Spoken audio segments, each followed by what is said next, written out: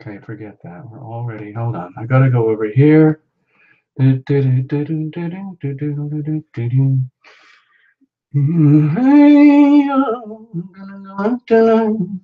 We're already. Hold on. I gotta go over here. Oh,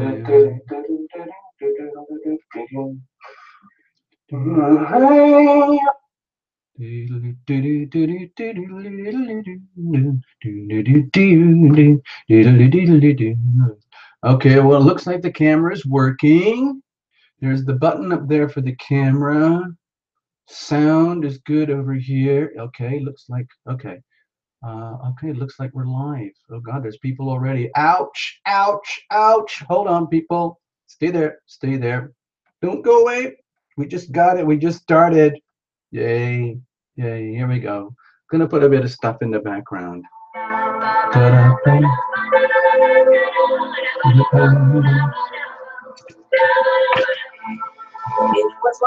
Okay, let's turn this up. I'm maxed out for volume, apparently. I missed the bus tonight. School bus not go walk me home. I sprayed his face with mace and then he left me all alone. Hey. I'm gonna dance my stress away. Playing the big time music now tonight. Slow down. Slow down. Slow down. Oh, yeah. Okay, okay. Whoops. Relationships, the end of the ditch. So I didn't count the rings. Gotta go back to the beginning. Chiffon. Chiffon, yay. Greetings, Sharelle, yay. Sharone, Melissa.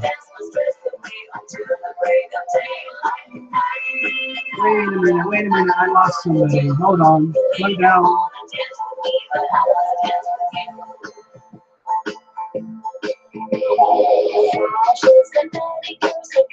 Okay, hi Abby, gotcha. Gotcha, Abby. M Knox. Yay, Natasha. We got Natasha. Mike, hey TL. Hi Mike. Hi Mike. Mike W. Yay. Marilyn, hi Marilyn. Okay, let's have a look. Who else is here? Who else is showing up? Here's Medley. Oh, sorry you didn't win the other night. Sorry. You know, for the private, whatever it is, the raffle. Kristen. Kristen, let's have a look. Here you go. Michelle. Good evening. Good evening. Good evening. Michelle. Okay. Sharon. Hi, Sharon. Looks like you're Lena. Lena, no green effects. Lena, no G. Let's have a look. What else have I got going on here? Jean. Hi, Jean. We got you. Crystal. Crystal's here. I saw your email earlier, Abby. Yeah, thank you. We got Chiffon. Andrea, hold on, I'm losing it. I'm losing it over here. Ah, I'm losing the name. I can't keep up. Dang. No, hold on. Oh man.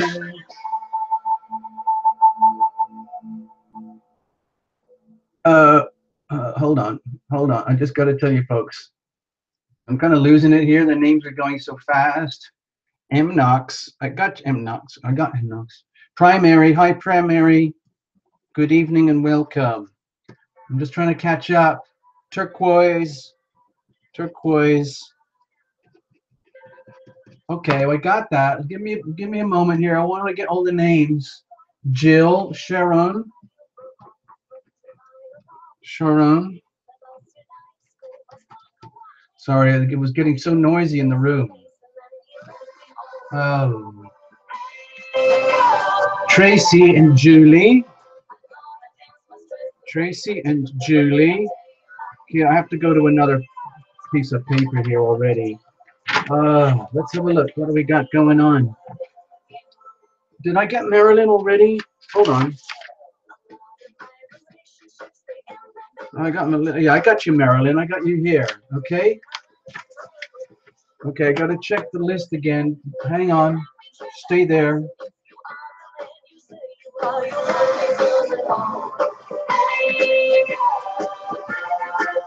Gianna. Gianna. Hi there. Hi, Gianna. I got Natasha Wilfredo. Hey, Wilfredo. That's a cool name. Wilfredo. I wonder where that's from. It's going to be interesting to see where people are coming from tonight. Crystal. Precious. Precious in the house. And Crystal. Okay, I'm catching up. I'm catching up slowly. Hold on. Cathy. Oh, no. Hold on. Hold on.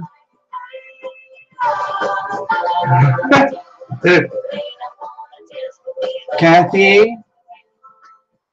And we got Andrea. And we got Cha Edwin. Hey, Cha Edwin. You've been here a few times. Abby, I like your artwork, Abby. Let's have a look. Maria. Did I get Maria? I don't think so. I'm going to put your name on anyway. I don't think I got you on the other page. Okay. Anne-Marie. I got Anne-Marie. Anne-Marie. Okay. We got that. We got that. We got that. Oh, Thanksgiving to Canadians. Whoa. Whoa. Okay. Right. Right. Hold on. I got to control all these buttons here. Lisa D from Curacao. Whoa. Curacao. Wow. Wow. Welcome so much. Carla. Hi, Carla. Okay. Wow. Curacao. That's like in the, like near Venezuela or something, I think, isn't it? Sonia. Toronto. Wow. We got locations. Locations. Steph. Steph. Hello, Steph. Yes. Welcome, welcome, welcome. Let me just see if I'm catching up okay. Okay, hold on, hold on. I gotta catch you. This is going so fast. Hisuna. Bonaire. Tell me where's Bonaire. Thanks, Suna. Wow, that's cool. I didn't even know that. Wow. Tracy D. Nashville. Yay. Chiffon. Oh, wow. Oh, wow. Miami. Miami. We got all sorts of Cuba. Cuba. Lumination in Cuba. It's next. Oh, Bonaire is next to Curacao. Wow. Argentina, Cuba. Oh my God, I'm freaking out here, man.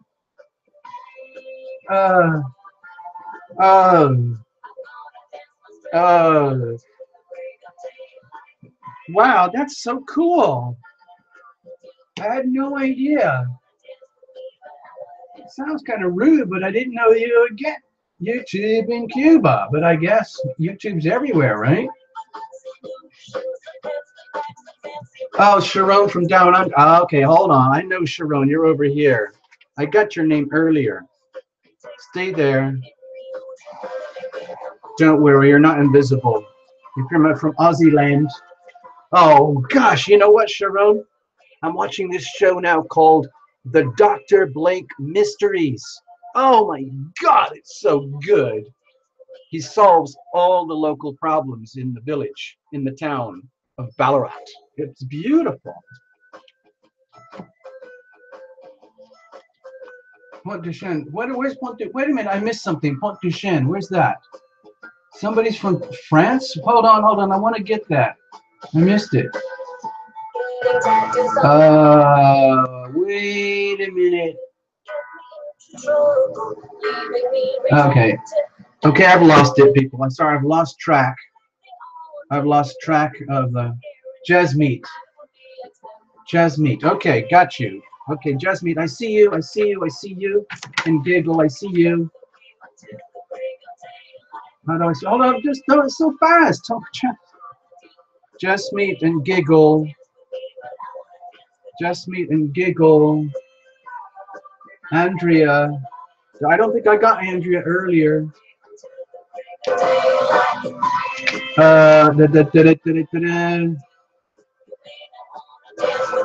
Andrea. I don't think I got Andrea earlier. Yes, I did. I got you, Andrea, here. Okay, I got you. So Diana Lynn. Hey, hi, Diane. Hi, Diana. It's Diana. Okay, let's have a look. New Brunswick, Canada, Pointe du Chien. Oh, so that's on the East Coast. That's way, way, way out on the East Coast, right up by the water, the Atlantic. Wow, that's so cool. Oh, TL Crystal is telling she's down twice. Okay. Crystal is down twice? Oh, maybe she's gonna get... Okay, I'm totally confused. I'm sorry. Lost it. Oh, your name is down twice. Really? I don't see it once. Wait a minute. Where is Crystal here? Okay, there's Crystal right here. And then you're telling me I put... Oh, I get it. Thank you. Thank you. Okay, so I'll just scratch this one out. No, I'll leave that one. We'll just put that over there. No double dipping. Okay, that's fair. Thank you. Thank you so much. Awesome Animal Girls. I'm just going to put Awesome Animal. I'm just going to put awesome. Okay, I hope you don't mind. I can't put the name in. It's too big. Only you. I'm just going to put only you. Okay, so that fits on the page, okay? Stephanie. Okay, I'm going to turn on the music, folks. Here we go. I'm going to start it over again from scratch. Hold on. Okay, here we go. Okay, I need a time to check in. I got some names, people. We got names. We're taking names. Here you are. This is what we got. It was one of those days where everything goes wrong. My hair fell out like a purple. Oh, wait, I'm missing people. Ah! I'm on page 3 now. Ah!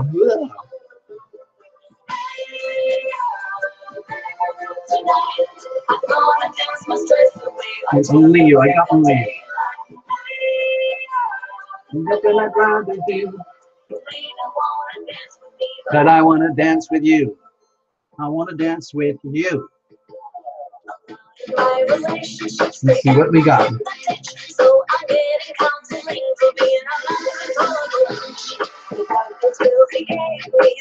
Let's have a look. Okay, what we got. Okay, which full up? The house is full. We got a full house, people. We got a full house. Okay, that's pretty good. Okay, it's time to concentrate. Favorite.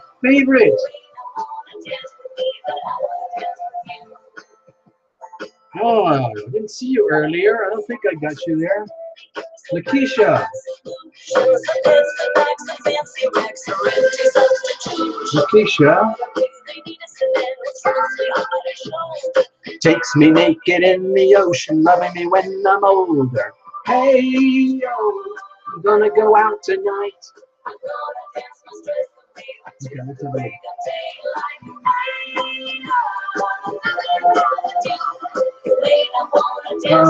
Oh, I just missed somebody. Yeah, it's a full house. I missed somebody. Somebody said I missed them. Laura, got it. Laura. Laura Miller, got it. We got you. We got you. Hold on, I missed somebody. Get me to control. M Knox. Nothing beyond secure. Try it when I got you. Oh, I'll just put a. I know what you're saying, Cha. Thank you.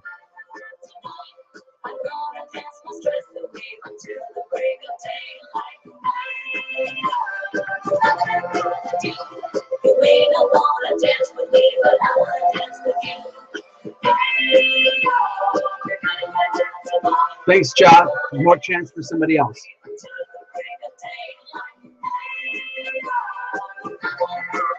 Yeah, super jam. Super jamming.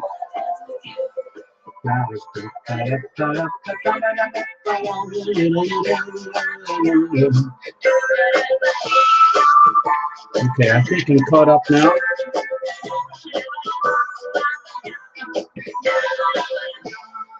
Okay, hold on. I'm going to put a stop to this. I'm going to put a stop to this outrageous lunatic music. Who do these people think they are? Having so much fun. It's illegal, isn't it? Okay. So I'm glad you liked the song for dancing and partying around. Welcome, everybody. Hey, Cathy. Wait a minute. Cathy Gonzalez, new time, first timer. Whoa. Oh, this is going to be fun. Ha, ha, ha. Cathy, you're going to get hazed. Ha, ha, ha, ha, ha. Do, do, do, do, do. Cathy's going to get hazed. Yay. That'll be fun. Okay. We did this another time before. I think Abby had this idea. We're going to do questions. So guess what? Da-da-da. Question time. There's 5 magic questions here. So at least 4 of them, whoever gets the right answer first on the screen, of course, if I can figure out how to do that, then you'll get a reading. Okay, so first question. First question, who gets a reading tonight? What sign will the moon be in for the new moon coming on October the 19th? Tick, tock, tick, tock, tick, tock, tick, tock, tick, tock, tick, tock, tick, tock. And I'm still watching the screen, people. I'll read the question again. Nope. Sorry, Giggle. Nope. We're talking about the new moon coming on the 19th. Nope. Nope. No, no, no, no, no, no, no. Ms. Medley, you got it. You got it. Ms. Medley, Libra. Libra, let me make sure I got that right. Yeah. So, Ms. Medley, you get a reading. You see how easy and fun that was, crazy people? All right. Next, we have another question. The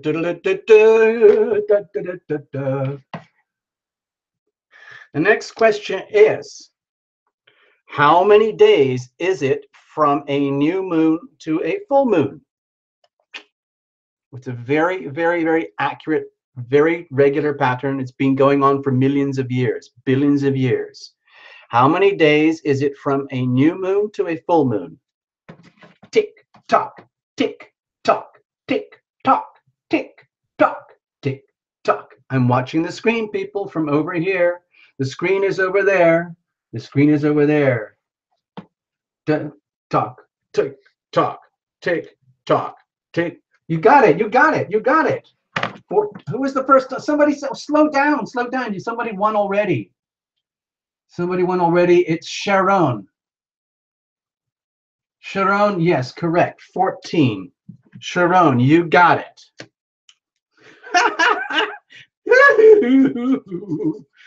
Sharone got it right. You were the first one. I saw others who got it too, but Sharone was first. I know these are kind of trick questions, aren't they? From a new moon to a full moon, you could have easily said 28. I mean, I had the number 28 in my brain until I had to think about it. Okay. Okay, we've got another question for you. Another question, people. Okay, here it is. Just thinking of the regular planets, all the famous names that you know already. Question 3. How many planets are visible to the naked eye? You know, in general throughout the year. How many planets are visible to the naked eye?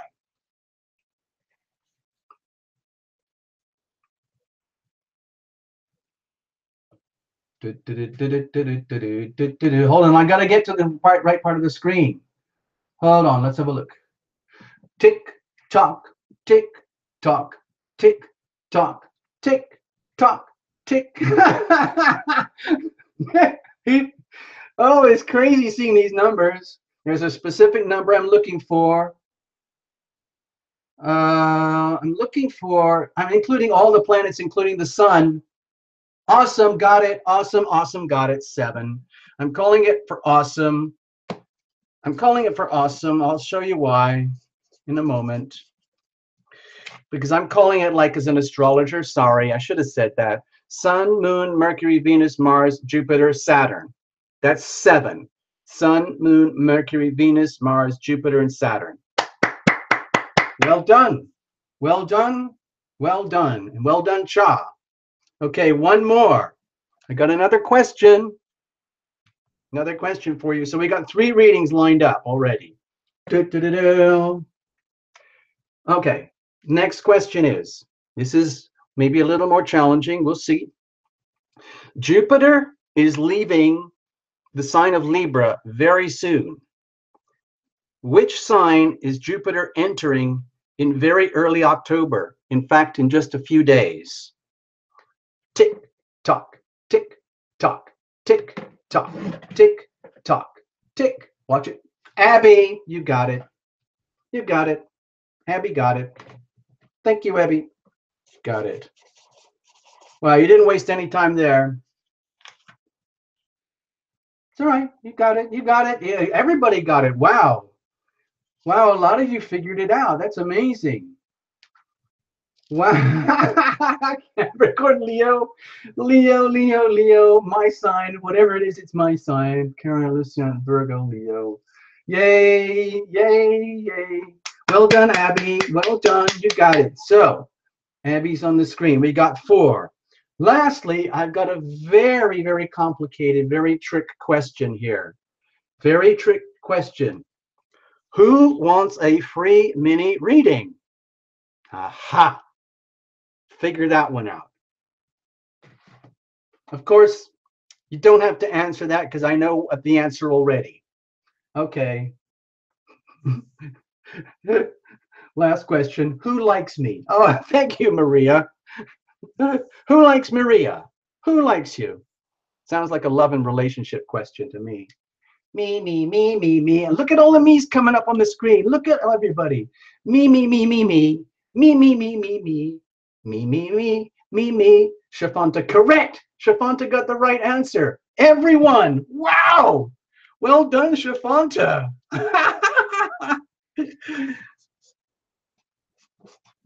Well done. Wow. Brilliant. Absolutely brilliant, Shafanta. I wasn't actually expecting anybody to get it. Oh my gosh. Oh yeah. Right. All right. All right. Okay. So let's get, oh, Erilyn, you're new on this. I want to see that. Hold on. Erilyn and Loretta. Erilyn and Loretta. Erilyn and Loretta. All right. So I got as many names as I know how to catch here. Okay. Let's have a look. What do you mean you said Libra first? Wait a minute. For what? For what? For what? For what? Somebody said they were questioning the answer. for the, okay, I'll just go through the answers again. Ms. Medley was correct. She got it. What sign will there be in the new moon? She got Libra. As far as I know, that's Ms. Medley was the first name I saw on the screen. So try very, very hard. Okay. So that was Ms. Medley here. Sharone, how many days is it to the new moon? 14. You got that one. And how many planets are visible to the naked eye? Awesome, you got that one. Jupiter's leaving Libra, going into Scorpio. Abby won that one. Thank you very much. And, but in capitals, wait a minute. So there's other people saying they all, what? Are we talking about the very first question here where the answer is Libra and I screwed up? Ms. Medley. Oh. Hold on. Oh. Oh, I'm sorry. I hope I didn't screw up with the names. I don't know how to go back and check. It's so far back on the chat list, I'll never find it. It's already lost. You know what we could do?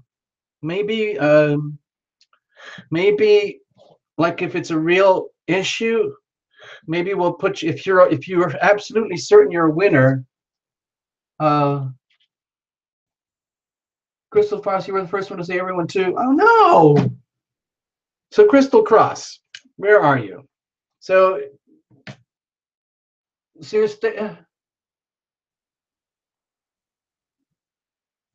Okay. Oh no! This isn't working. Everyone's saying that I got the wrong people. Oh, I'm sorry. Crystal Cross. Where's Crystal Cross? So you're saying you got it before Sharone in capitals. Oh no, please no. Wait a minute. Stay there. Hold on. There you are. Okay, and we're just going to put you on anyway. All right. You're just going to get a reading anyway. All right. You get the benefit of the doubt because there's no way that I can double check.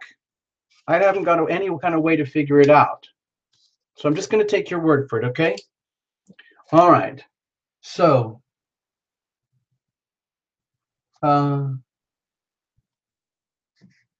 yeah, that's what I've just given up. We're going to do a bunch of readings anyway. So we're off to a start. We've got 1, 2, 3, 4, 5, 6 people already lined up. Oh, Giselle is here. Hi, Giselle. Hi, Giselle. Welcome. Hi, Giselle. I'm sorry I messed up. The screen goes so fast over here. It's incredibly hard to watch it. Giselle and Renew. Giselle, I didn't get you earlier, and Renew. Maria P. Maria P. Wait a minute. Did I get you? Well, the truth is everybody needs a reading. Okay? Well, thanks, Wilfredo. Yeah, it honestly, over here on the side of the screen on the computer is like, it's like over there. And so I watch on the wide screen over there, but it goes so fast I can't see it most of the time. I'm lucky to just see the writing as it goes through. Lillian. Lillian, where are you from? That's an interesting last name. Hold on. Lillian, okay. Lillian, okay. Just put Lillian up here. Lillian W, okay. Lillian W. It's like, I know, but I just don't have it. I know I got flustered. I do get flustered very easily. I don't know why, but I do. I get a lot of stage fright doing tarot illumination. Every time I do a new video, a new report, a new playlist, I get stage fright. I get very, very flustered. and I have to do breathing exercises and everything before the show. And I kind of, before the show here, I kind of jump around and dance around and do kind of exercises so I can kind of relax, but it's still not enough. I just get all, I have so much fun and I can't calm down. I end up like a little kid who had too much, you know, candy or something.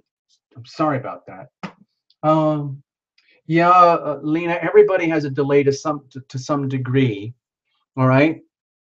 I don't know how long it is, maybe 10, 20, 30 seconds or something. But anyway, we're going to start with the show. All right. So I'm going to, before I get confused here, I'm going to check all these names on the box so I don't get confused later on. Ms. Medley, we know you're up. You're going to get a reading, okay? For sure. Got that? Sharone, I know you're going to be here. And I want to get the right one. There's Sharon and there's Sharone as well. Hold on. Wait a minute. Where's Sharone? Where's Sharone? I know Sharone is here. There's Sharone, okay. And you're from down under, way down under. So we got that. We got that. Awesome.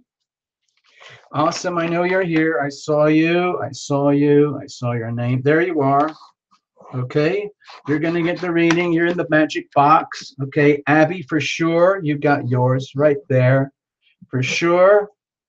And Chiffon, you were the first one in the house, from what I can tell. You got yours. And Crystal. Where's Crystal? You got your name twice here, and you're already scratched out here. Okay, so we're ready to start the show for real. Okay. Yeah, it's a lot of newbies. That's okay. That happens. Just want to make sure we're all checked in. All right, people, let's get on with the show, finally. All right. Let's do this. Okay, we're going to get things organized here. Let's find the cards. Cards are already pre-shuffled, packed and ready to go. I'm going to organize the names just like we did, but I'm going to clear the decks so we got space to do all this show tonight. All right, here we go. You know the routine. First up is Ms. Medley. Check, we got all the cards. You are a witness. We got all the cards. Okay. All right, this is it, folks. Da, da, da, da, ba, ba, ba, ba, ba, ba, ba, ba. All right, first up. First of all, glass of water. Here we go. No jumpers, no flyers, no oracles, no reversals, nothing. Okay. All right, you know what to do, folks. All the regulars and old-timers, chat amongst yourselves, introduce yourselves to the newbies and all the ones who are going to get hazed. I know I marked somebody on there. We're going to give her a reading, and she's going to get hazed tonight because she's never done this before, and we're going to give her a reading. All right? All right.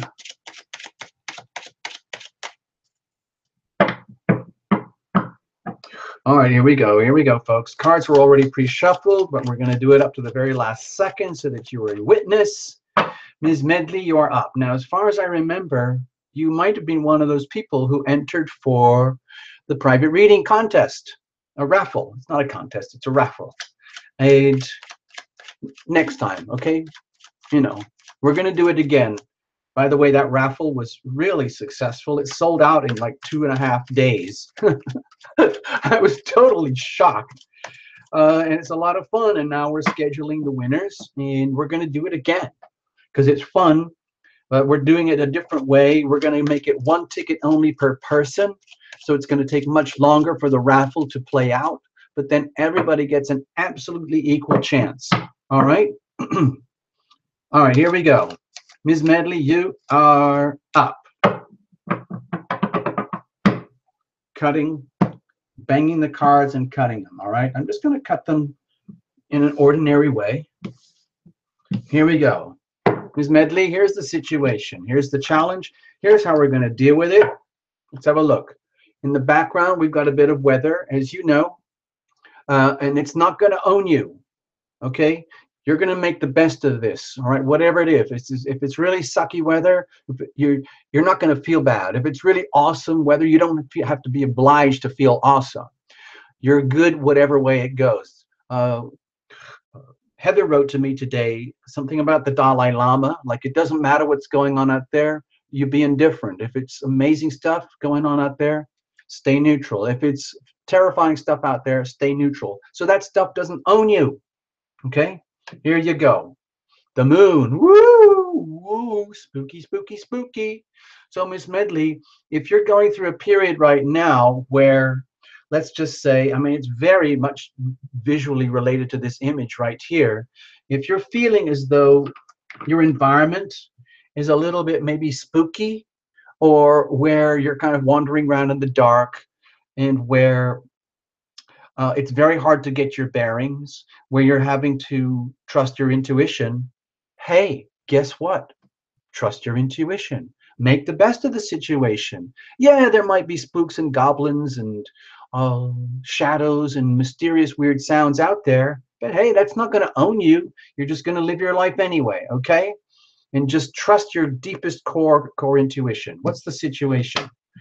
Whoa, more super high frequency, watery type energy, high priestess. So Ms. Medley,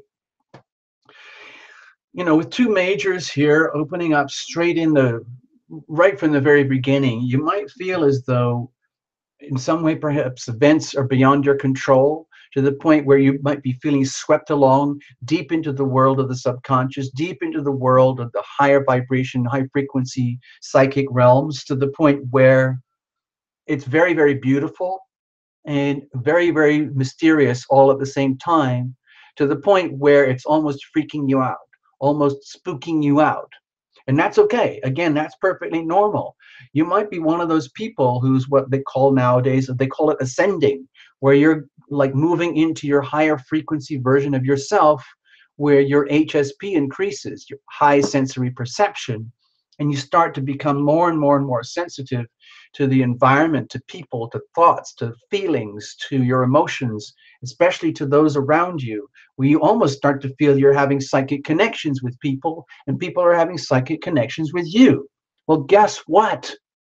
Welcome to Tarot Illumination. That's what we do here. Woohoo! So you're absolutely in the right place at the right time with the right people, because we're all kind of in that vibe too. So you don't have to freak out about it. It's actually a lot of fun. It might be scary at first, but it's a lot of fun. So how are you? What's the challenge with all of this? Okay. Is it rocking your world? Is it destabilizing your world?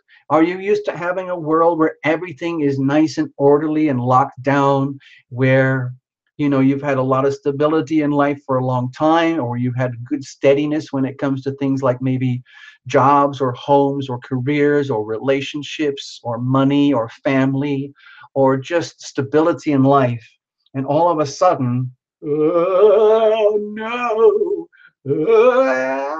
it feels wobbly and uncertain, and it could just kind of go poof in a cloud of psychic dust, or dissolved in a massive Neptunian fog of daydreams and illusions. Well, don't worry, it's just a challenge, okay? And the Ten of Pentacles is actually an extremely solid card. So it might just be an optical illusion. If you're feeling very wobbly and uncertain that you're going into the psychic realms maybe a little too deep too quickly, and it's very destabilizing for you in your earthly three-dimensional world, guess what? We're going to handle it. We're going to figure it out anyway. Whatever aspect of this, you know, touches you in your life, you know, with people or money or relationships, we're going to figure it out. So how do we do that? Ta-da! You come down to earth, you understand, like, let's live as if, okay, Ms. Medley, please understand, the way to handle this is you live as if you treat this as a massive gift about manifestation and fertility and creativity and abundance, and instead of being freaked out by it and how it might be destabilizing your world, you could look at it as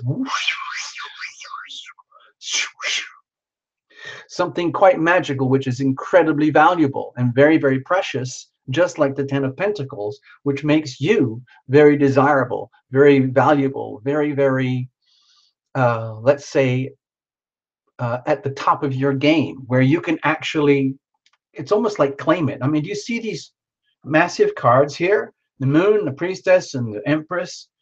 And I mean, this is all really, really good news, Ms. Medley. It's just that it's a question of how you handle it. It's a question of perspective. So my feeling here for you, Ms. Medley, is the way to handle this, like if you're deliberately on a path of ascension and you're deliberately looking to expand your spiritual awareness, great, it's happening. Treat it as an incredibly valuable gift, which makes you very, very abundant, which makes you very, very, let's say, appealing in that very Venusian female way, where it's almost like you could have a legitimate reason to strut your stuff. And but it doesn't have to be in a way that you show off. It's very much like, wow, I am literally a glowing, radiant being of psychic awareness. Wow, that's awesome. But I'm bringing it down to earth. The Empress is very, very connected to planet Earth, the senses. In other words, so Ms. Medley, you might be going through a life change period where you're getting very deeply tuned in with the super high frequency energies that you can't really touch or see, and yet they're coming down into your world in a way that can manifest in a very solid way, so that you can actually articulate this energy in three-dimensional reality in a way that's really beautiful. That's what I'm sensing for you, okay? All right, let's leave it at that. I hope I didn't confuse you or scare you. Thanks, Ms. Medley. Onward, we have to keep going. Sharone, you're up next. Thank you, Miss Medley. Okay, we'll do this again another time. Got to shuffle, folks. Got to shuffle. Sharone, you're up. Are you ready? Miss Medley, yes, you get it. Thank you, Miss Medley. I see that on the screen. You are loving, you are loved. Thank you very much. It is that simple. You can literally brainwash yourself into that level of ascendance. That's what we do here on Tarot Illumination. We brainwash people into loving and being loved. Ha, ha, ha, ha, ha. Ha, ha, ha, ha, ha. It's magic. It's magic, people. That's what we do here. We are performing magic. And Ms. Medley is a living example, a living, walking example of magic in action. She is now officially the Empress of the psychic realms. Thank you very much, Ms. Medley. Sharone, you're up. Are you ready? All right. All right, let's have a look. Indigo Child, wait a minute. I didn't write that name in earlier. I just saw that on the screen, caught a glimpse. Indigo, I'm just gonna put Indigo. Okay. Just caught it, out of a glimpse, don't worry. All right, here we go. All right, Sharone, let's go for it. Let's go for it. All right. What happens now is I press the delete button in my brain, and all, let's say, psychic files are deleted, and we start from scratch again. It's just like I was born yesterday, and nothing else existed before, and nothing else existed after, and now we're here in the zone, and it's all about Sharone. Yay! That was a poem, by the way. I don't know if you noticed that. It went so fast. Let's have a look. Let's have a look. All right. Let's have a look. Sharone. All right, we're shuffled. You are a witness, Sharone. We are shuffled. Got it? Some people like the way I bang cards. I don't like doing it, but I feel I have to, because I like the cards to work very, very smoothly. Okay? So I have to keep them very, very, like, pristine. Okay? All right, so we're going to go for it. Here's the situation. Here's the challenge. Here's how we're going to deal with it. And we're going to look at this in a moment, Sharone. That's the weather, okay? It's not going to own you. You're going to make the best of it. And you have Nine of Swords. Don't be scared, okay? Look at it this way, Sharone. This is really, really good news. Let me point out why. Let me point out exactly why this is really good news for you right now, Sharone. The Nine of Swords. Okay, I'm just going to jump onto something which I really, really wasn't planning to do till later in the show, but I felt obliged to tell people. Just look at this, folks. Here's a little chart. I'm sorry, Sharone, I'll get back to your reading in a moment, but we've touched on something very, very important right now with the Nine of Swords. The new moon is coming on October 19th, okay? It's going to be a Libra sun with a Libra moon. And it's going to be an extremely quirky new moon. Why? Because even though it's a new moon over here, we've got the sun and the moon piled up in Libra over here, it's going to be almost in exact opposition to Uranus and Aries, which just happened a few days ago when the moon was here. So it's like we're going to get an action replay of that full moon, but as a new moon now. So it's going to be a little weird, especially when it comes to the energy of relationships. And simultaneously, we still got the big fat fire trine going on here with Sagittarius, Leo, and Aries. Fine. But here's the point I wanted to mention, Sharone. At that new moon, we have a very powerful T-square with Saturn, Mars, and little tiny Chiron. Chiron's all about the healing and the wounds that need revealing to be healed, okay? So can you kind of get the gist of where I'm going with this? There's a tremendous amount of pressure on everybody, but perhaps particular with you, Sharone, to clearly identify and reveal what needs to be healed, because you can't heal anything unless you reveal it. You know, if it's just hidden or it's lost, all it's going to do is fester and grow and do whatever it wants to do, like cancer or something like that. So, Sharone, please understand that you are being encouraged and invited by, let's say, the planets to expose, basically to reveal it, to heal it. That's what we're going to call it, because that's what we say all the time here. You're being invited and encouraged right now, when your surroundings over the next few weeks, maybe the next month or so, to take this as a really good opportunity to allow yourself to reveal everything and anything that needs healing inside of you. Let it all come up into your mind and talk about it in your dreams, in your waking life, and you can identify it, like it's this, oh, it's that, and you put a name to it, or a name, oh, it's like anxiety, it's because of fear of not passing my exams, it's fear I might go bankrupt, it's fear I might lose somebody, it's fear of this health, or whatever it is.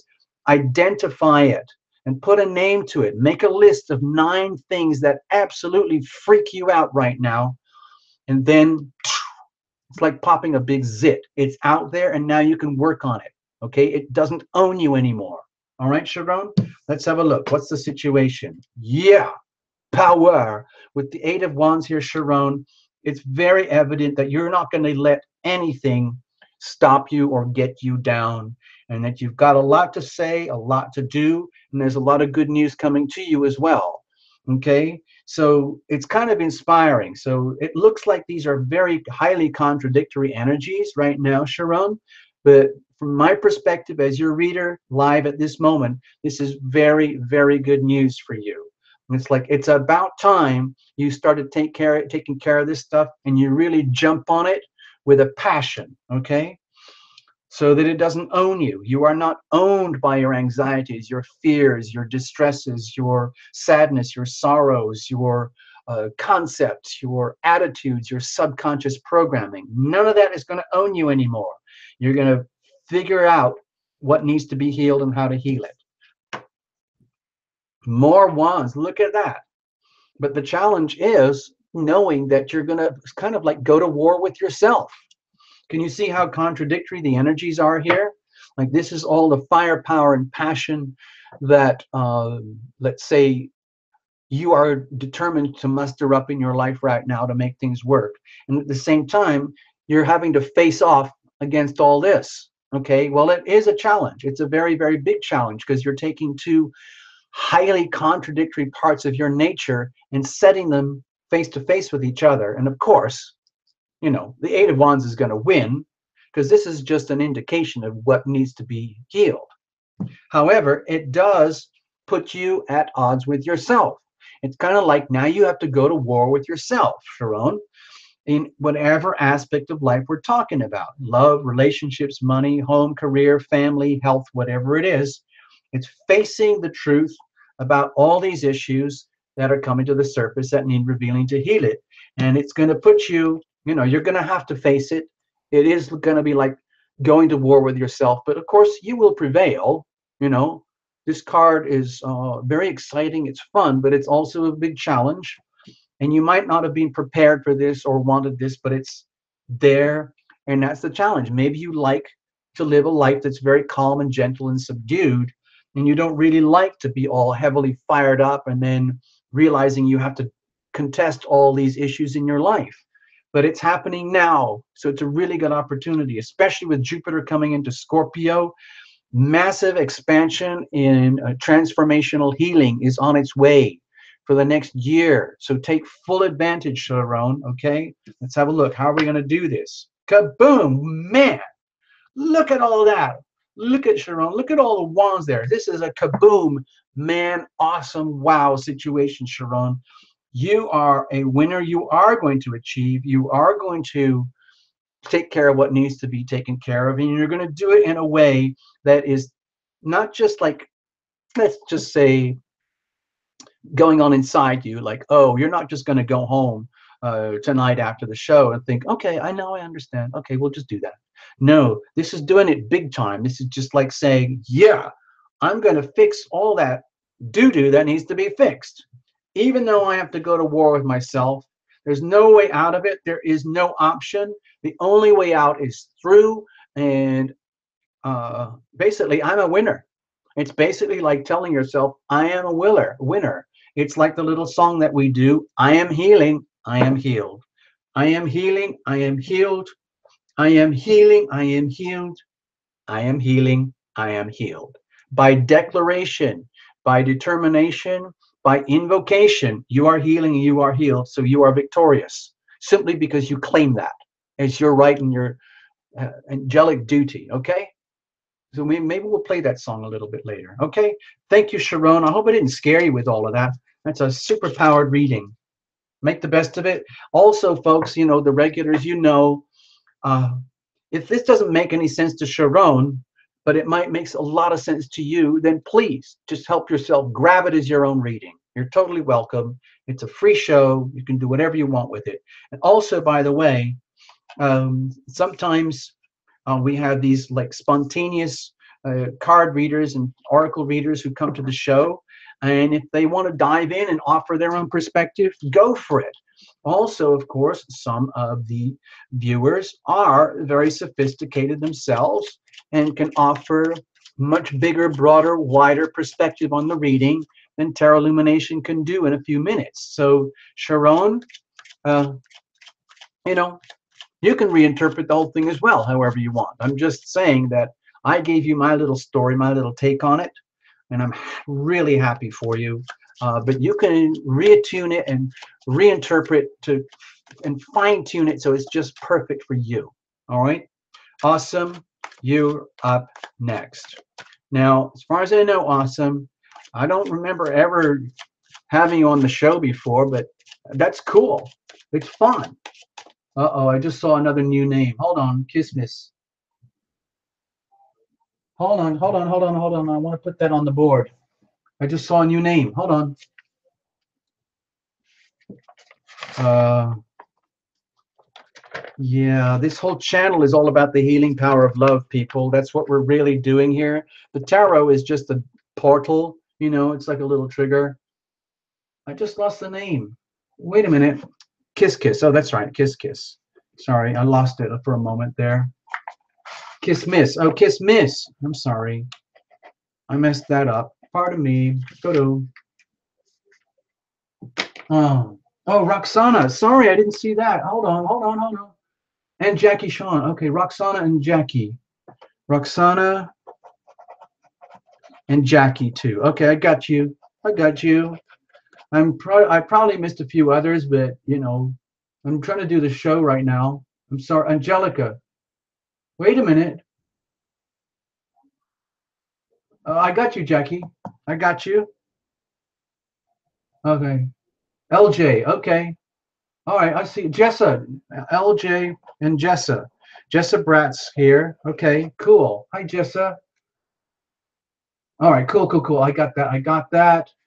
Madeline. Okay. Got you. Madeline. Got you. I got you. Okay, Angelica. Sorry. Did I miss you? All right, Angelica, here we go. We're just going to put you on there because I don't remember writing your name there. All right. All right, okay.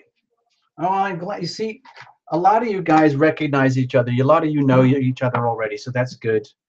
Awesome, you're up. All right. Let's keep going, folks. We've got a lot of work to do tonight.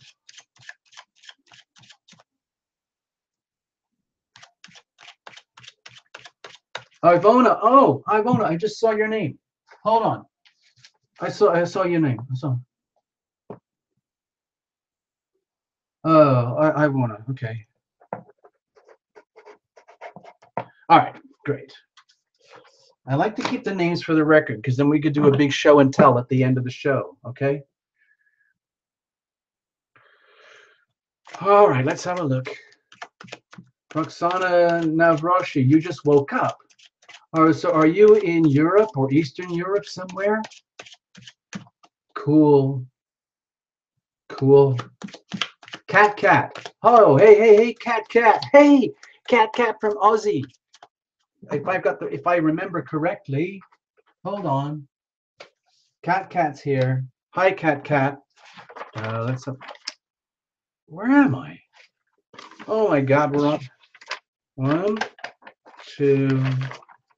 Okay, I'm gonna. Ah, man, there's so many. Romania. Don't go easy on me. All right. Okay. Awesome. Don't worry, I get it. Awesome. Cat's over here. Starting a new page, Cat. All right.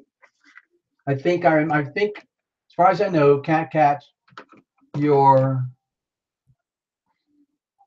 and yeah, as far as I remember, we did a reading together. Anyway, that's not what we're doing here tonight. Let's have a look. Oops, no jumpers, no flyers, no oracles. Nothing complicated here, just straight up tarot. No reversals, nothing. We're just going to tell a little story. All right, awesome. Uh-oh, I see another one. Enlighten Mexo. I'm just going to call it Enlighten. All right, I got you. Got it. So you are the cat I'm thinking of. Cool. Cool. All right, let's have a look. All right, awesome. We're up. Let's get to your reading now, okay? I got to focus on the reading, folks, so I'm not going to see the screen. Just letting you know. I'm not going to see the screen.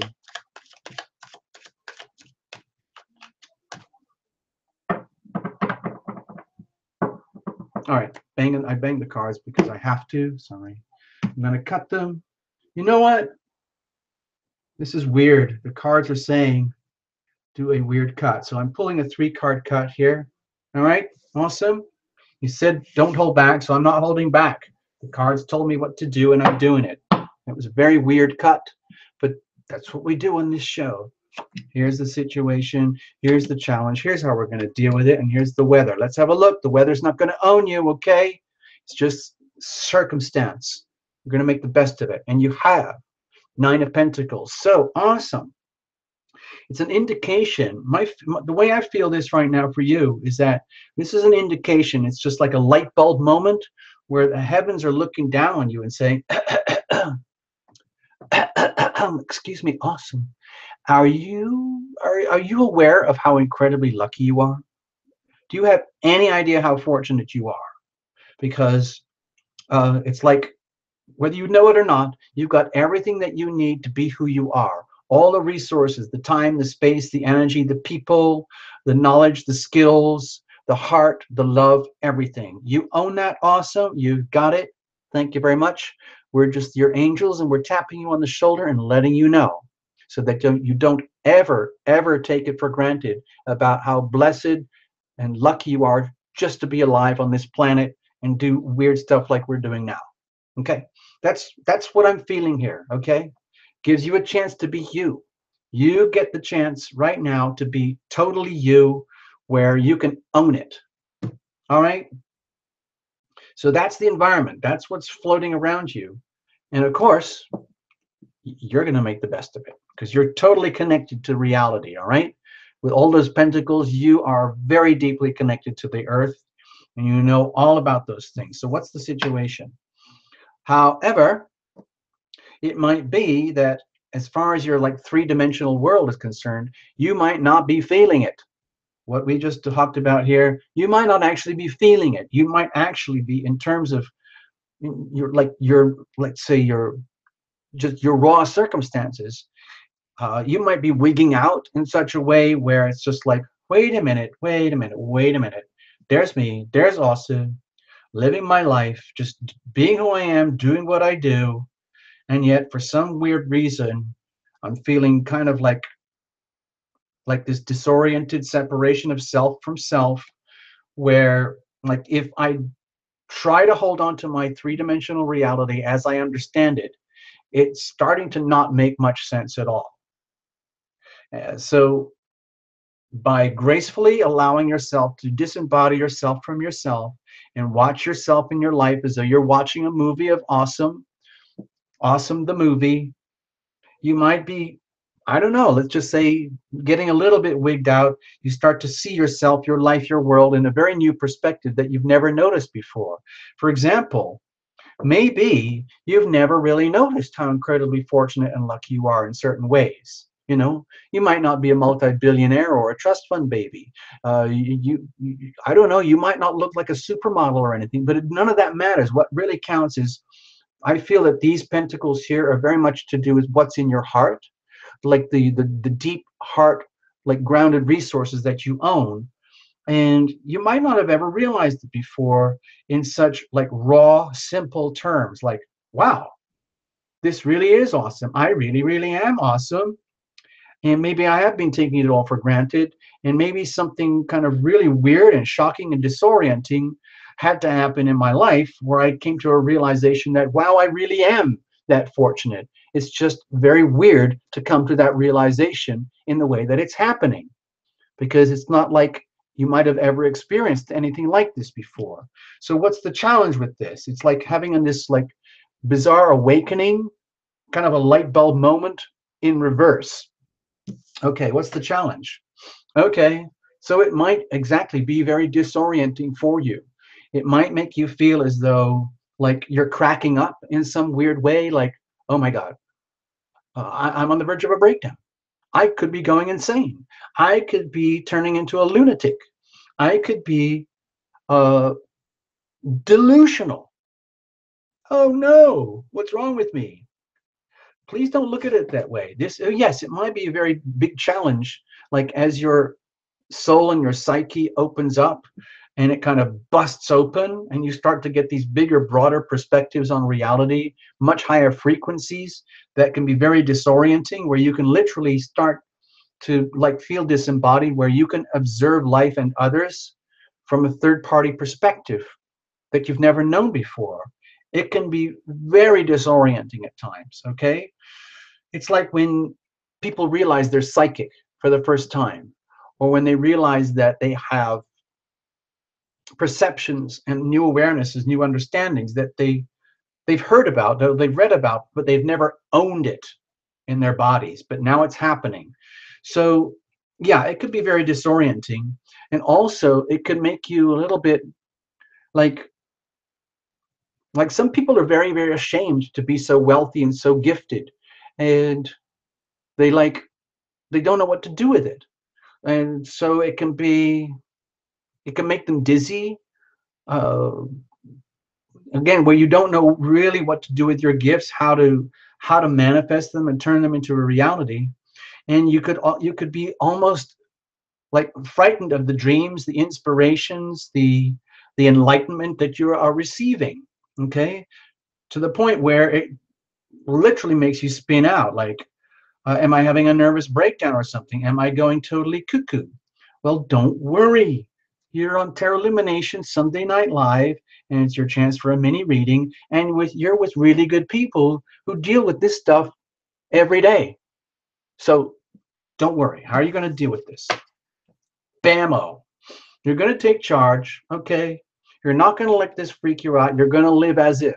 In other words, you're going to be, you'll conduct yourself as if you know exactly what's going on.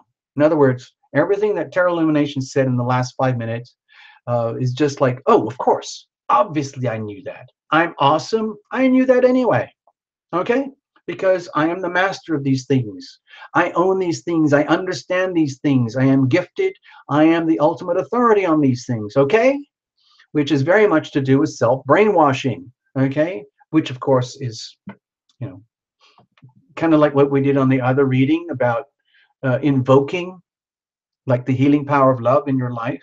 This would be in a different kind of way, where you take these new perceptions, this new awareness, these new understandings, and you integrate them into your system, into your being, where you actually own them, and you turn them into valuable resources that you, where you have ownership, where you have full understanding, so that instead of being tripped out by what's happening to your life and your world right now with people, relationships, money, career, health, attitudes, love life, whatever it is, just exactly opposite is what's going to happen, is where by deliberate choice, by deliberately like bringing all of this and condensing it all into your like highest consciousness, like whatever they call it, the third eye, that thing up there, your pineal gland, you suddenly realize, oh, I can take ownership of all of this and turn it into a resource where you become the authority of that resource,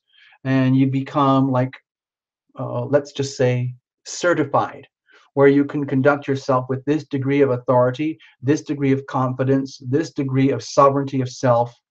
So so in other words, that these two cards would go very well together. So you can own it. You can own your talents, own your resources, own your gifts, instead of being disoriented by them.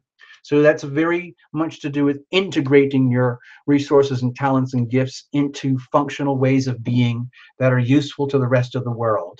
Okay, where the rest of the world can see you as a master or as an authority in these things. All right. So I hope that makes sense for you. You get something out of it. I didn't freak you out with this one and this one. Don't worry. It's just tarotainment, okay? That's what we're doing here. All right. Oh, by the way, Abby, I wanted to mention something, because we're doing Abby's reading right now, and Abby's very, very supportive of the channel, as a lot of you know already. Abby was very supportive to help us get started with TL2, Tarot Illumination 2, more specifically, Tarot Illumination Love Tribe, which was going to be the private subscription-only channel where we could delve deeply into very, let's say, controversial, challenging subject matters, where we don't have to worry too much about the community guidelines and the censorship stuff and all that. Tarot Illumination has to comply, because this is an under 18s channel as well. Children can watch this. So Tarot Illumination has to stay very, very close to the guidelines. Sadly, TL2 will be shut down before it even started. The channel has already been blocked and shut down internally by YouTube, and there's no going back. And we're already working on new solutions for Tarot Illumination Love Tribe. I just wanted to let you know, folks, and it is going to happen, but it's not going to happen overnight. We're probably talking about in the next year or so, at least. So thank you, Abby. At least we got it kick-started and we're underway. All right.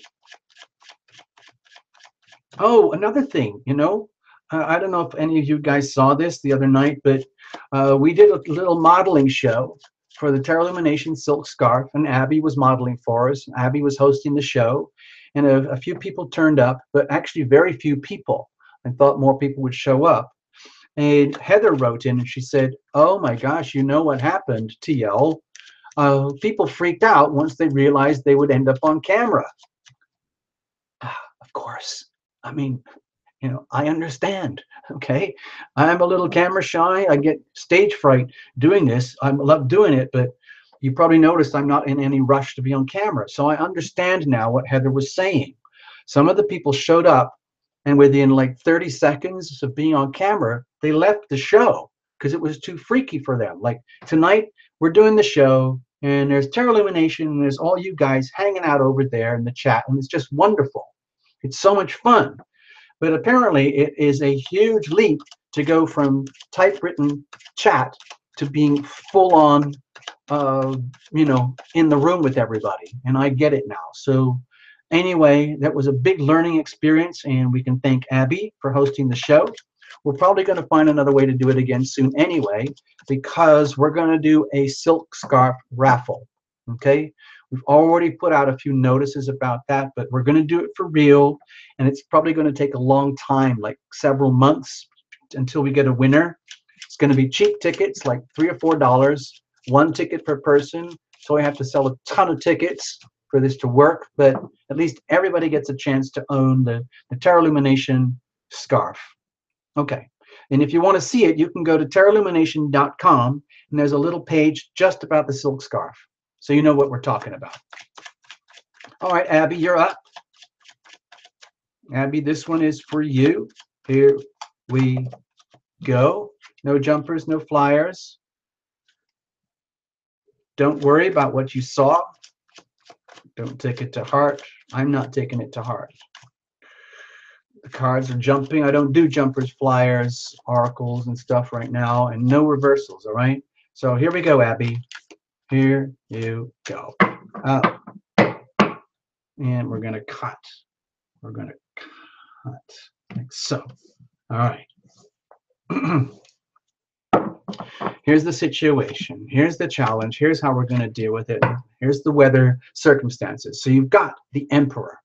Okay, with the Emperor, Abby, what I'm feeling right now is that you might be in a situation where I'm feeling two strong polarities, like the awareness of power, like the awareness of what it's like to be coming into full power, but also the polar opposite of realizing, oh my gosh, once you have a glimpse and a taste of what it's like to come into one's own power, on a new scale from never before, you also become very vividly aware of what it's like to be disempowered or not living in one's power. And there is such a huge, stark reality check between the two. And so my feeling right now, Abby, is that your circumstances and conditions are very, very, let's say, opportunistic for you to become aware of like raw power, the raw power that you have as a person, and the raw power that is available to you in your world as a resource. In other words, what I would think of as the healing power of love, literally as a form of fuel, of raw power that is looking for a way to be expressed and radiated, and it's always looking for worthy beings through which the power can radiate. I hope that makes sense, Abby. I'm trying to be as clear as I can. I don't know, but it's like this is looking for you, Abby. The Emperor energy power is looking for you. And this is the Emperor in the good form of the Emperor, okay? In terms of, so it's almost like it's saying, this is your time, Abby. This is time to tap into your power, grab your power, become an instrument of power, let the power move through you so you can be an instrument of the healing power of love. That simple. What's the situation? Okay, well, that's actually, you're already doing it. With the Queen of Wands here, it's just like, huh, I know exactly what you're talking about, TL. Thank you very, very much. I was wondering it. I just needed to hear somebody tell me. So that's what's happening. This reading is just telling you your intuition is exactly correct, because my feeling here is the situation is that almost like, let's say, like it or not, incrementally, step by step, as you grow in strength and courage and power and light and radiance, that is a signal for more power, light, and love and radiance to move through you. So it's like becoming a lighthouse, where the situation is that you become, as you become a lighthouse and you become an effective lighthouse, radiating the healing power of love in your life, in your world around you, whatever it is, in your practice, your career, your work, your relationships, your home, your family, your friends, money, whatever it is. Like the more you do that, the better it gets. In other words, it's like as things improve, you are observed from the great beyond, and they say, you know what? This is going very well. Abby, we're going to top you up and give you a little bit more juice to play with. And you kind of go, cool, that would be so awesome. Bring it on. And then you become, let's say, more and more radiant. And you just do it incrementally in a very, very noble, responsible way that is highly appreciated by others and also very satisfying for you. In other words, a very mutually satisfying relationship between you and the great beyond, yourself as an entity, and the others out there and around you who benefit from your light and radiance. What's the challenge? Look at this. I would say it's very, very, very delicate. It's very, very, very delicate. With the King of Wands here, I don't want to turn this into a relationship reading, okay? Abby, I'm just seeing is this just energy. I'm reading it as energy. And what I'm feeling is that the challenge is almost like to do with the really, really fine tuning of what has to happen when you are bestowed with a lot of power, a lot of ability, a lot of capabilities, and you are being granted a lot of power. With great power comes great responsibilities. And so it becomes, it's almost like you are now beholden as a conduit, as let's say an instrument or a person or a soul or a loving being who, let's say, is bestowed with power, who has access to the power, and who is now a conduit. It's actually a huge responsibility, and it requires a tremendous amount of, let's say, delicate balance between the soul self and the ego self, to the point where it has to become homogenized as one. And the challenge is the balancing act between really, really wanting to like take off and just run with it, you know, like a little kid who's really tuning in and tapping into their power, you know, as they grow up and evolve. But at the same time, you know, exercising that discretion and compassion and empathy that makes it most effective. In other words, if this was just raw power in full maximum expression all the time, it's almost like it would be too much for people. It would blow them away.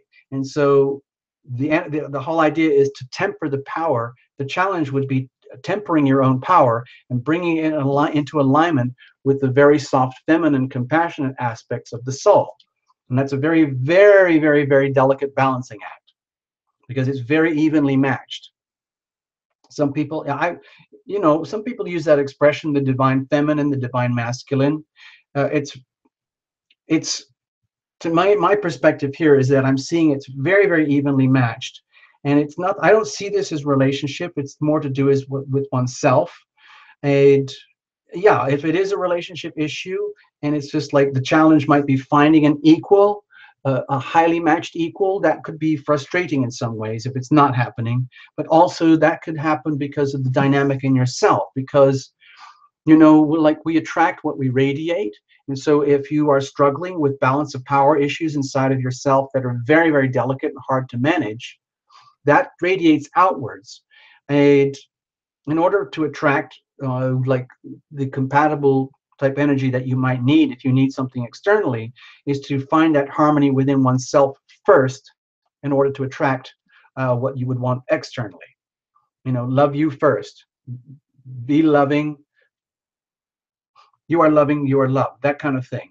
So I see that the challenge here is balancing the power, handling all that power effectively, graciously, with a lot of empathy and compassion, so that the inspirational power of all of this can be effective, okay? So this actually works effectively as opposed to sputtering, like, awesome, awesome, awesome, oh, oops. This has to have a very, very continuous flow. And that takes a lot of diligence.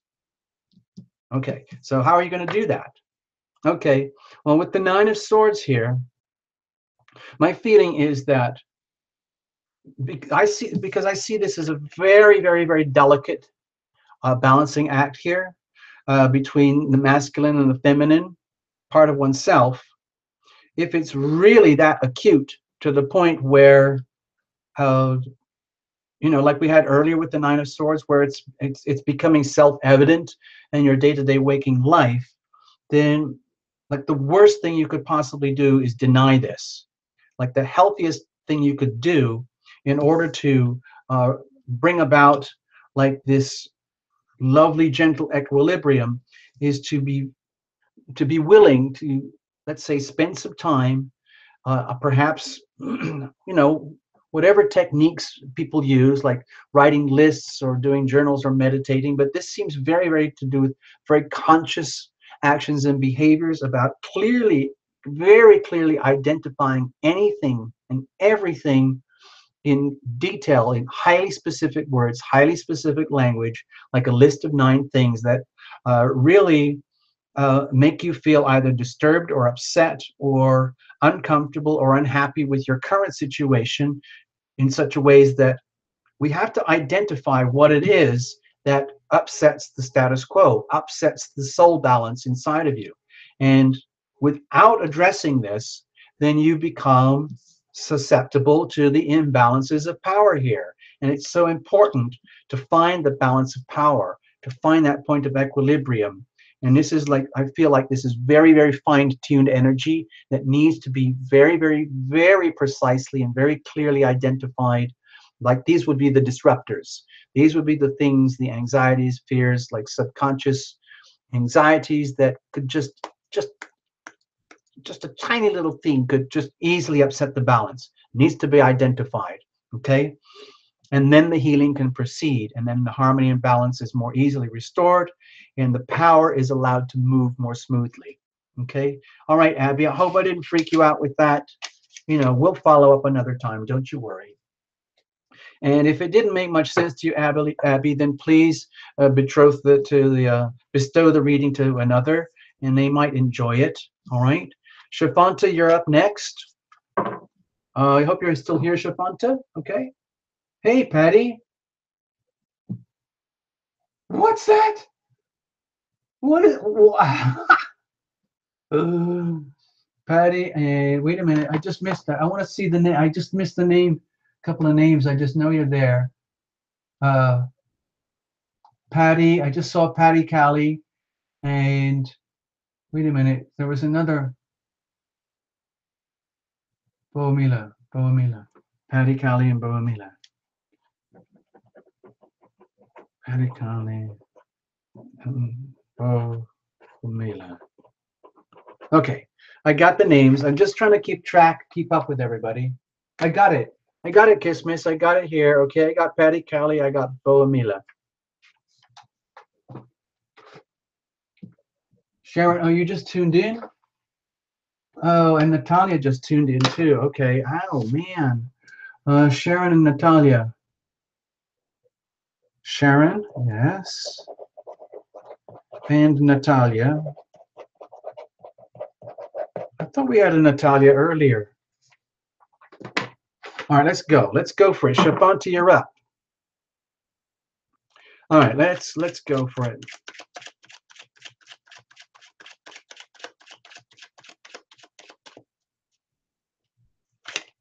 Okay. Sorry, I'm not paying attention. I got distracted by the screen. See what happens. Shafanta, you're up. Oh, I'm so glad you guys. I love doing this so much for you guys.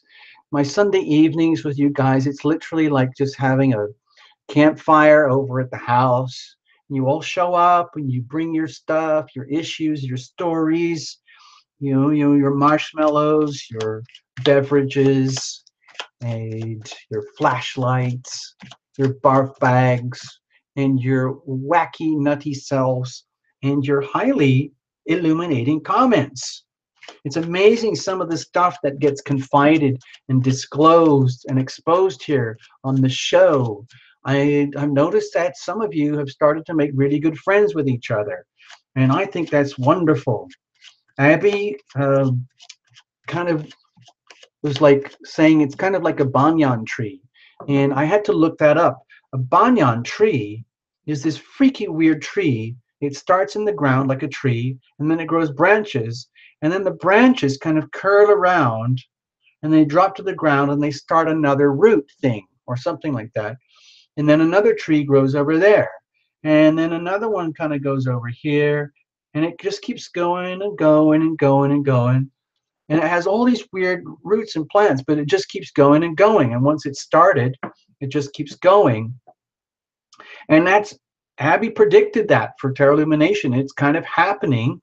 It's a very strange phenomenon for Terra Illumination here to observe this, but I do see it happening because, like, there's people from all over the world who come to the show. They get private readings, and we chat, and you know, watch the reports and all the comments and the subscriptions and everything. It's from everywhere, and it's true. It's really, really true what Abby was saying. So thank you, Abby. Thank you very, very, very much. And I've forgotten all the places that we had. Romania tonight. We've got Australia. Where else? I forgot some of the other ones. Canada and all of that. Okay. Christmas is bringing the ganja. Okay. All right. I don't know if I'm allowed to say that word on this channel, but it's out now. Sorry. All right, Chiffon, you're up. Let's do this. Here is, you know what? I think I already shuffled it and cut. Or did I? Anyway, let's do it again. We're going to cut. We're going to do an extreme cut. And now we're going to read for Chiffon. All right, Chiffon, I hope you're here hanging out. Here we go. Here's the situation. Here's the challenge. Here's how we're going to deal with it. And here's the weather.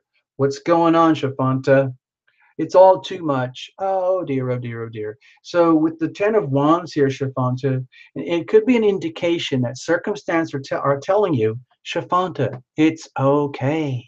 It's okay. If you've just been overworking, overdoing it, and life is just all too much, it's okay. That happens sometimes. You're fine. You're going to be fine, but it might be an idea to give yourself a break. Okay? So we don't know what that is. Maybe it's your love life or relationships and money or jobs, career, like your inspirational self, like who you feel you are, whatever it is, why you're here on this planet. Whatever it is, give yourself a break, okay? You don't have to be owned by your ambitions. You don't have to be owned by like your desires or dreams to achieve and be all of this and all of that, because we're here. Life is so fleeting. We're here and then we're gone. The most important thing is to love and be loved. That's really all it is in the end, okay, Chiffon? Just wherever you are, whatever you're doing, however you're living your life, always find a way. Try to take some time or a moment to figure out what's the most loving way for me to be right now. And that may not be an obvious answer, because love is as love does. Sometimes the most loving thing to do at a certain time is to do nothing, perhaps withdraw, perhaps to protect oneself in order to endure. Love oneself first is almost the first code here at Terra Illumination, and that might feel alien to you. You might be one of those people who just puts it out there for everybody else, and you end up depleting yourself, like, you know, doing so much out there in the world where you end up depleted and worn out. That's not healthy. That's not loving. Okay? Anyway, I got carried away there. Some people say I talk too much, but Heather told me, don't worry about that stuff, TL. Don't worry about what the people are saying. Just keep doing. Focus on the good stuff. All right, let's have a look. What's the situation, Chiffon? Given that you're being given a strong hint right now to chill, okay? What's the situation? Okay, well, with the Page of Swords here, is that my feeling is that in some ways you kind of already know what Terra Illumination is talking about with this. It's just that you really don't want to deal with it, because it's almost like, you know, when you get life becomes so consumed with your activities, your passions, your drives, your desires, your just living your life, and you start to realize, well, wait a minute, what I'm doing, what am I doing? I'm burnt out. then all of a sudden it doesn't make any sense anymore, because you realize that's in a very elaborate way to avoid loving oneself. And if you're in a situation now where you're going to have to chill out, take a break, take stock, and be kind of a vigilante on yourself, start doing some truth seeking on yourself. Like go into the mirror. Like the situation might be that maybe others, or maybe this is yourself, like calling yourself out and saying, hold on a minute, I'm Chiffon, and I'm this awesome person, but the reality is, I wish somebody had told me before, but the reality is I'm kind of burned out.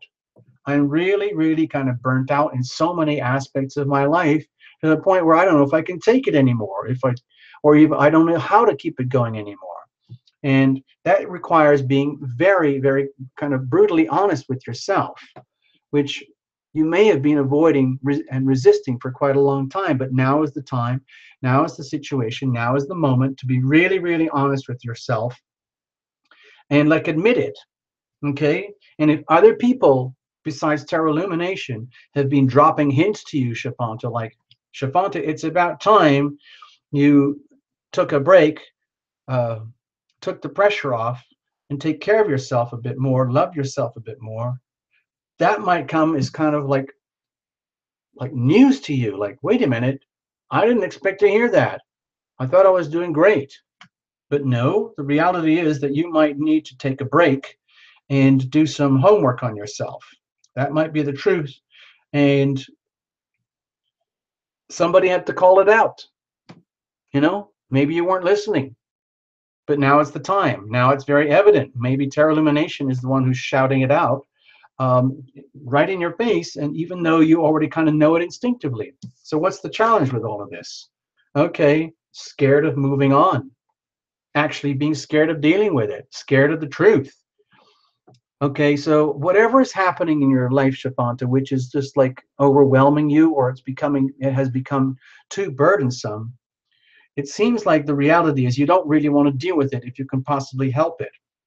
Because in dealing with it, if in terms of being really, really honest with oneself and dealing with the situation, the reality is if you are honest with yourself, then it might mean that you have to move on. Like your new awareness, like if you are just absolutely true and honest with yourself, and without holding on to dreams and ambitions and goals that may or may not have worked, or that are still in process, or relationships, or whatever, everything like that. If the reality is that the challenge is that you already know you need to break, you already know that you're overwhelmed, overburdened, and the challenge is that you don't want to let go of it. You're too emotionally bound here to everything, and to the point where, as much as you might like to move on and find peaceful, calm waters down the road, and maybe like upgrade your attitudes and conditioning and perspectives to a much like healthier approach to life, a much healthier attitude and a perspective to life, the reality is you're actually very scared of moving on to do that. So that's a big problem. It's like you become your own obstacle. So how are we going to deal with this? Okay, it's simple. Chiffon, this is love you first, okay? This is all about learning how to be a very, very, let's say a very, very feminine woman who decides, you know what? It's about time I love myself first. Let's just say I am more than capable. I have all these gifts and talents and passions and goals and dreams and ambitions, and that's great. But where's the love? Where's the love here? Well, with Tarot Illumination over here, the solution is love. This is how we're going to deal with your situation. The way to deal with it is understand, first of all, that you are made of love. That is your soul ingredient. It looks like a human body, but all of it is made out of stardust and basically frequency, light frequency, whatever you want to call it. I just think of it as love. It's an ingredient. It's like the raw ingredient of life. It turns into things like granite and wood and everything, but it's all ultimately just vibrational frequencies, which turn into someone called Chiffon. And so since you are made of love, it's very important to recognize that you are loving and yet you are loved. You have a right to love. You have a right to be loving.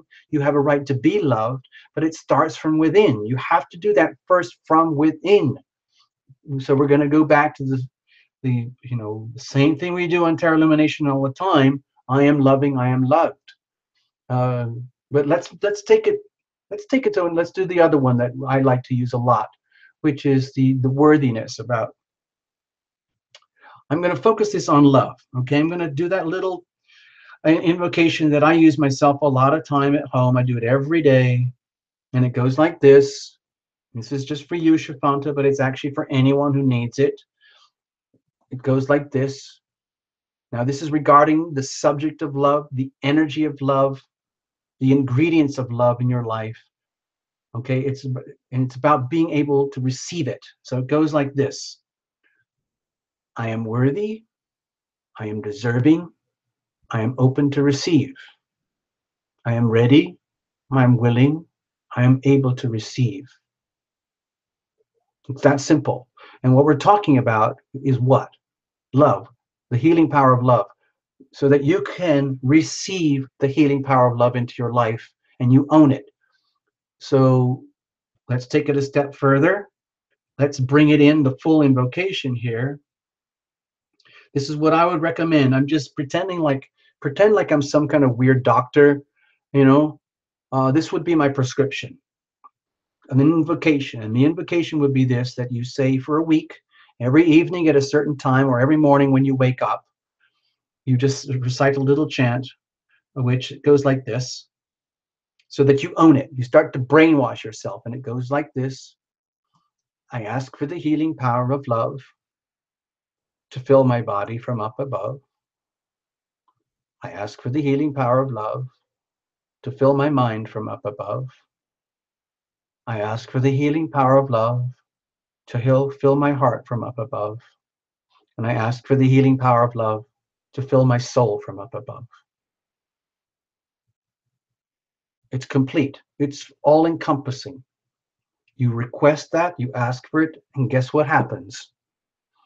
All you're doing is talking to your angels, and they're listening, and they're saying, finally, Shafanta gets it.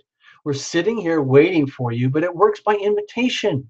The angels like to be respected. They're just like people. They're not going to just barge into your life and say, excuse me, Shafanta, you need to chill. You need to take a load off and change your attitude, okay? Here's a bucket of love. Now go for it. It doesn't work like that. They are very, very gentle, very compassionate, and they're waiting for you to understand that you deserve it, that you need it, that you want it. It's your right to have it. So when you ask for that, it's on the understanding that you deserve it and own it. And so you ask for the healing power of love to fill your life from up above. Guess what? The angels go, finally. Okay, here you go, Shafanta. Here's your first dose. We're just going to give you a small dose because you might not be used to it. You might just going to get a little bit to start. And each time you invoke the healing power of love, you're going to get more, and then more, and then more, and then more. And then all of this is going to change. And all of this is going to change. And you won't be scared of moving on into more loving, peaceful, gentle waters. But you do it by brainwashing yourself on the understanding that you are more than deserving and you are worthy of buckets of love, okay? To the point where you're like the Queen of Cups. What am I going to do with all this love now that I've got it? Oh, no, that's a problem. Now that is a real problem. You try finding people who are worthy, ready, willing, and able to receive buckets of love on that scale. It's actually a problem. You'd be surprised. All right, Shafanta. So let's go. Let's keep going. I hope you made, I got really kind of like on the clouds there, Chiffon. I hope I didn't get too carried away or freak you out. Please reinterpret however you want. I was just giving you my take on it, all right? All right, Chiffon, thank you so, so much. All right. Yeah. So, yeah, I kind of got really up in the clouds there. Hold on, I need a sip of water. Bear with me, Crystal.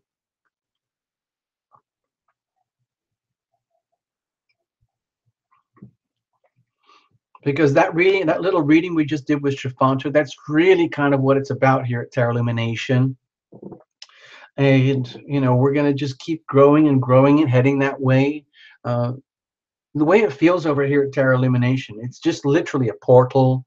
That's all it is. And it's just like a switch, a valve, a faucet. And we're allowing the healing power of love to fill our lives and bodies and hearts and minds and souls from up above. And we do it by invocation. We brainwash ourselves. I brainwash myself every day. Otherwise, you know, you lose it. So it's like exercise. So I do it every day. And I find it works. It's just like a little medication, you know, it's like a recipe. Like some people do their juicing, they have their green juice and whatever. I have my little invocations, and I'm just sharing that with you guys. So, Crystal, you're up. You're next. Let's see what happens. All right, Crystal? Let's see what the story tells here for you, Crystal. Let's see what happens.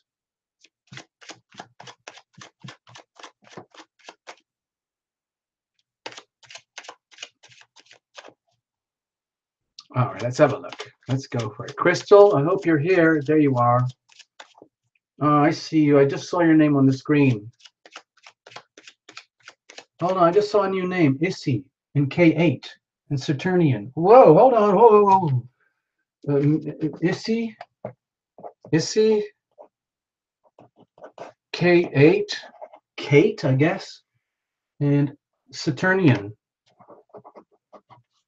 Saturnian itch. Okay. And what was LJ? I thought. Anyway, okay. All right, Crystal. Oh, did I get you, Stephanie? Did I get your name? Hold on. I think I did.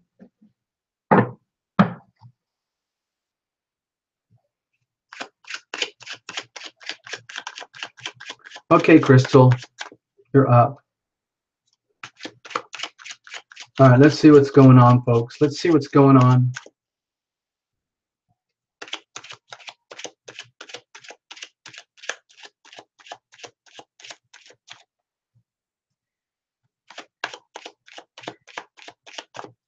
All right, let's have a look. Let's have a look here. Gotta take a break soon, folks. I'm getting kind of burnt out a little here. Gotta take a breather. Gotta take a break. Maybe we'll do some music, something like that. Hopefully regather, and we're going to do some more readings as well, at least a couple, you know. All right, Crystal, that's your shuffle, and now this is your cut. Here is, I'm going to do it like this. Here's your cut. All right, you've seen this. Here is here's the situation. Here's the challenge. Here's how we're going to deal with it. And we're going to look at this in a moment, Crystal. All right. This is circumstances. This is weather. It doesn't own you. It's just like a hint from the universe. It's like your angel's talking to you. And you got the Page of Swords. I think this is the third time tonight we've had this. Anyway, Crystal, the way I feel it with the Page of Swords here, it's just like, hey, excuse us. Like, excuse, like, Crystal, hey, sorry to butt in. We are like, say, let's say the intelligence police from the healing realms of up above, and we just wanted to let you know that it's very important that you pay attention right now. Pay really, really close attention to what's happening in your life, in your world, your circumstances, the way you speak, the way you listen, the way you understand things, the way that, let's say, you express your attitudes, your understandings, and beliefs. It's really, I feel like for you, Crystal, the angels are saying it's almost like they're nudging you, saying, Crystal, there's a lot of tiny little details that need to be sorted out, understood, clarified, okay? So that you can have a much simpler, clearer way of perceiving the world, relating to the world, understanding the world, and connecting to the world and the world with you, okay? So it's reciprocal, so it works both ways. But in other words, Like if you've been kind of living a lot of life on autopilot recently, you know, some people do that for years or months, so they just kind of go along with the flow. You know, oh, I'm just living my life, man. You know, this is like a serious wake up call. Like, come on, Crystal, come on, come on. It's a fresh new day. Come on, let's just wake up. Let's just shake it all out and you know, clean the bugs off your windshield, polish the glass on your smartphone, clear out all the trash and the spam on your email, load up your batteries, check your computers, make everything sure everything is just pristine and working really well. Okay, what's the situation? Da-da-da-da, because you are being called. Crystal is being called. You are being called out, Crystal. It's like the great angels and even your let's say I call them interns uh, are starting to like gather around you in such a way that you might be feeling as though you are being, let's say, gently like held by the shoulders and saying like, Crystal, it's wake up time. It is wake up time because we have some prizes in store for you coming up in your future, Crystal. So, you know, whatever you thought was your past, whatever you thought was your life, if you've been living a huge chunk of your life on autopilot, guess what? It's over. But it doesn't matter if you've left a trail of debt, if you've left a trail of heartache and sorrow, if you've messed up on careers and jobs and schools and relationships. Guess what? It doesn't really matter. It's all water under the bridge. There's no harm done. You probably got totally messed over by other people and situations too. But guess what? They're all being forgiven as well. So don't you worry about it. So, Crystal, right now, it's all about woo, wow. It's like fresh air, a chance for fresh air and new life, but it could be a little bit overwhelming. It's just like, woof, okay, what do I do now? What's the challenge? Okay, it is what do I do now? The Page of Pentacles is literally figuring out what the heck am I going to do now? Who am I with all my skills and all my resources? If I've been living a life on autopilot and I'm getting really shaken up by the planets and the universe and friends and family and tarot readings and psychic inspirations and like big awakenings that are telling me like bam bam bam my life is going to reboot and restart again, that means oh no I have to figure out what to do now. How am I going to do it? What are my sources? What are my talents? What are my gifts? What are my abilities? How much time do I have? How much money? How many degrees or qualifications do I have in order to start this whole new thing? I don't know. I don't know. What am I supposed to do? Okay, let's have a look. What are you going to do? How are you going to deal with this? Bam.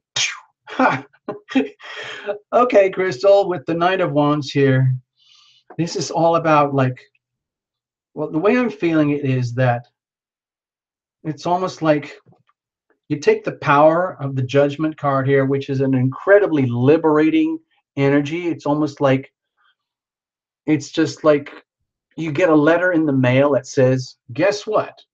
You're amazing, Crystal. You now have the chance to start your life all over again, however you want to do it in the way that works for you. All you have to do is get your act together, figure out exactly who you are, what you want to do, how you want to do it, gather all your talents and resources to do that, and then go and make it happen. Okay, with the Knight of Wands here, the way to do this is to not be so scared of having a chance to have like a new look on life, a new lease on life. Treat it as an amazing opportunity. Treat it as a real chance, just like sort of like get in touch with your true self that you probably already knew was there, but you might have not been aware of it for a very long time because you might have been living on autopilot for so long. But now everything's changed. And as hard as and challenging as it might be to evaluate yourself in a very, very honest, simple, realistic way and figure out what you do with it, you're going to do that. You're going to put the work in that has to be done to do the reconfiguration, and then you're just going to go for it. You're going to go for broke with it all. it's like you have full-on permission to take the new version of you, Crystal Mark II, and turn it into this like force of nature, where you can like give yourself official permission to like be the real you that was always hidden and buried under the world of autopilot for so long. You've got a chance to reboot and restart in a way that's very, like, let's say, liberating, where it's just like, oh my gosh, I kind of always knew this was going to happen. I always knew I had this chance. I didn't know it was going to happen right now, but yes, now is the moment. Now is the time, Crystal. It's always now, and it can be very liberating for you. I hope this makes sense. And we're just doing broad energy readings here. I'm not turning it into love, relationship, money, or anything like that. Just make the best of it. I hope you kind of find a way that this resonates with you, but this is literally saying, well, I don't want to repeat it all. You heard it. If you want to, you can watch this on the replay, because later on tonight or tomorrow, this whole show is going to go back onto the channel and people can watch their own particular little readings. Okay? So anyway, thank you, Crystal. Thank you so, so much. It's been a pleasure to read for you. And let's chill for a bit here. All right, folks? And then we're going to go back and figure out some more names, if we can do a couple more readings for people. I just want to share that.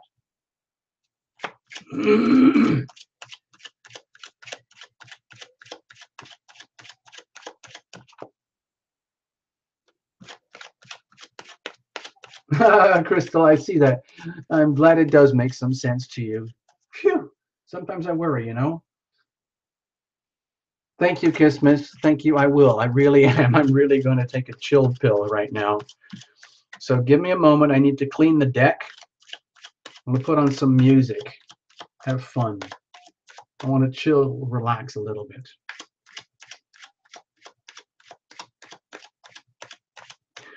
I think I'm going to go a little bit spacey here. I'm going to put on that song about being guided and protected, because a lot of us have been going through some very, let's say, turbulent months recently, where we can feel as though we're not guided and protected, where we're totally living at the mercy of the universe, which is scary. Oh, Ruksana, you asked so kindly. I think you said you had to go to work. Okay, yes, you're right, Maria. Hold on. Anyway, let's just, I need this break. Hold on.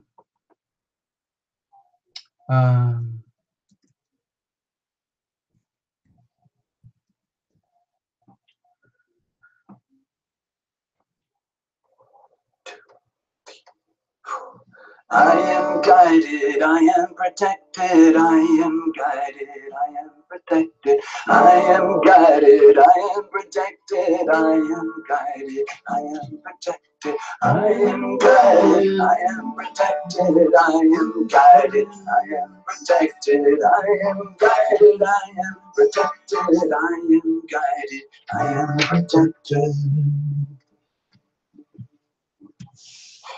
When the light of hope it fades, when all faith is blown away, when all sense of trust goes down, when a smile turns. Just gonna get some water. When it feels there's no relief, nothing in which to believe, desperate in woe and grief, angels come reminding me, I am guided, I am protected, I am guided, I am protected, I am guided, I am protected, I am guided, I am protected, I am guided, I am protected, I am guided, I am protected, I am guided, I am protected, I am guided, I am protected. Angels gather close to me, show me what I cannot see. Angels take me by the hand, lift me when I cannot stand. Angels lead me through the dark, soothe and tend a broken heart, laughing at the circumstance, crying while we sing and dance.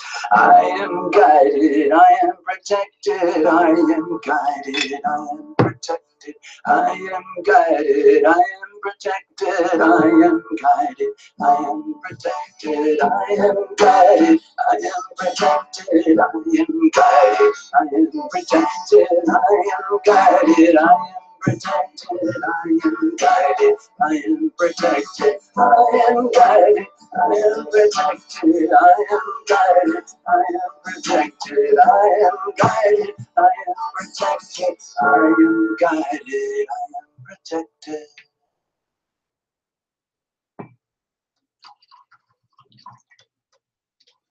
All right, hold on. I am guided, I am protected, I am guided, I am protected, I am guided, I am protected, I am guided, I am protected, I am guided, I am protected, I am guided, I am protected, I am guided, I am protected, I am guided, I am protected. When the light of hope it fades, when all faith is blown away, when all sense of trust goes down, when a smile turns into frown, when it feels there's no relief, nothing in which to believe, desperate in woe and grief, angels come reminding me, I am guided, I am protected, I am guided, I am protected, I am guided, I am protected, I am guided, I am protected, I am guided, I am protected, I am guided, I am protected, I am guided, I am protected, I am guided, I am protected. Angels gather close to me, show me what I cannot see. Angels take me by the hand, lift me when I cannot stand. Angels lead me through the dark, soothe and tend a broken heart, laughing at the circumstance, crying while we sing and dance. I am guided, I am protected, I am guided, I am protected, I am guided, I am protected, I am guided, I am protected, I am guided, I am protected, I am guided, I am protected, I am guided, I am protected, I am guided, I am protected, I am guided, I am protected, I am guided, I am protected, I am guided, I am protected, I am guided, I am protected. Okay, now I got to figure out how we're going to do some more readings. This is where I feel very guilty because I don't really know what to do. I've never ever yet figured out a really good fair way to do this. I'm kind of cherry picking things right now. Hold on. Okay, hold on. Give me a moment here. I just missed a new name as well. Renew. Gosh, it gets so confusing with all these pages. Renew.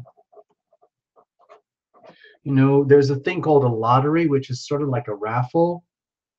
But apparently it's illegal to run a lottery unless you're part of the government. Make us pick a number. I don't know. Oh. All right. Well, thank you. Because I don't really know what I'm doing. I don't want to admit it, but that's the truth. Is I don't really. I do trust my intuition a lot.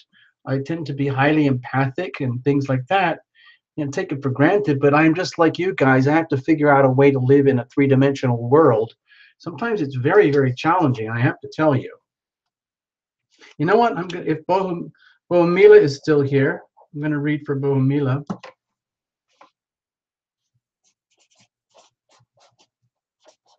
Now, if people are here and I've picked a name, but they already went home, then maybe you could let me know, and I'll just cancel the name and put someone else on. I'm going to pull one more. I'll see how we go. I can probably handle one more reading tonight. We'll see. Yeah. Knox for president. Okay, everyone's voting for Knox. Okay, M Knox, you got it.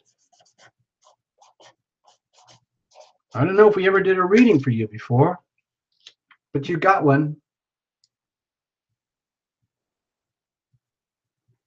Okay. Yeah, I know it's getting very, very late for a lot of you guys. Terra Illumination is on the West Coast, USA, and a lot of you guys watch on the East Coast, USA, so it's already very, very late. You know, if you got to go to bed, I'm sorry, and if you missed a reading, I'm so sorry. We're going to do this again, okay, for sure. And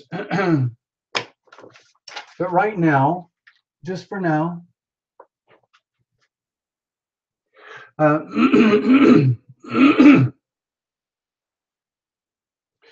going to do it like this. Ruksana, is Ruksana still here? Yes, okay. Okay, Ruksana, Cathy, Bo Mila, and M Knox. That's what we're going to do.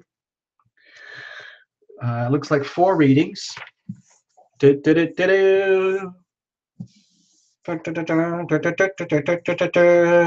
Illumination live.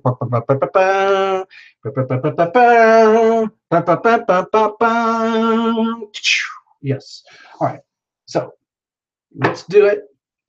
I've had a little tiny break, had a little beverage, enough to keep going for a little while. I think we can handle it, whatever it is. I think it's 3 or 4 readings. We can do that. And that's probably as far as we're going to get tonight, folks, if I'm honest. I've done a lot of traveling in the last 10 days because of family issues. And it's left me very exhausted. Let's see, like 13 and a half thousand miles. And it's just something that we have to take care of. And it's done now. But I tell you, that much traveling on the body of Terra Illumination takes its toll. Some people are very good, like road warriors. Terra Illumination is a homebody, a total homebody. Very happy to be curled up at home in this nice little sanctuary, and that works fine. And then having to go out across the world and do all sorts of weird stuff, wonderful, beautiful things with wonderful people, it just changes the body. You know, the human body is not really designed to go into outer space or go into the depths of the ocean or be projected 7,000 miles over here and then back again like a boomerang or a bungee cord. We're land animals, and most people are born and live and die within 100 miles of where they're born. That did not happen with Terra Illumination. I'm just letting you know. Anyway, here we go. Ruksana, you are up. And from what I can tell, you are in Romania, if I recall. So it's early morning for you, and you're probably going to get ready to go to work soon, or school, or college, or just get on with your life on your Monday morning. Okay, Ruksana, you're up. I hope you're ready. You know, if you miss it, then you can watch it on the replay. Okay, so don't worry too much. No jumpers, flyers, oracles, no reversals, nothing. We're just going to tell a little story as the cards call it out. I'm going to do a really tiny micro cut there. I hope you saw that. It's literally a micro cut.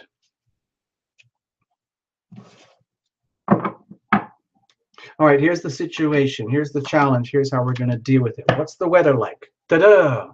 Okay, Ruksana, at least you're handling life, you know?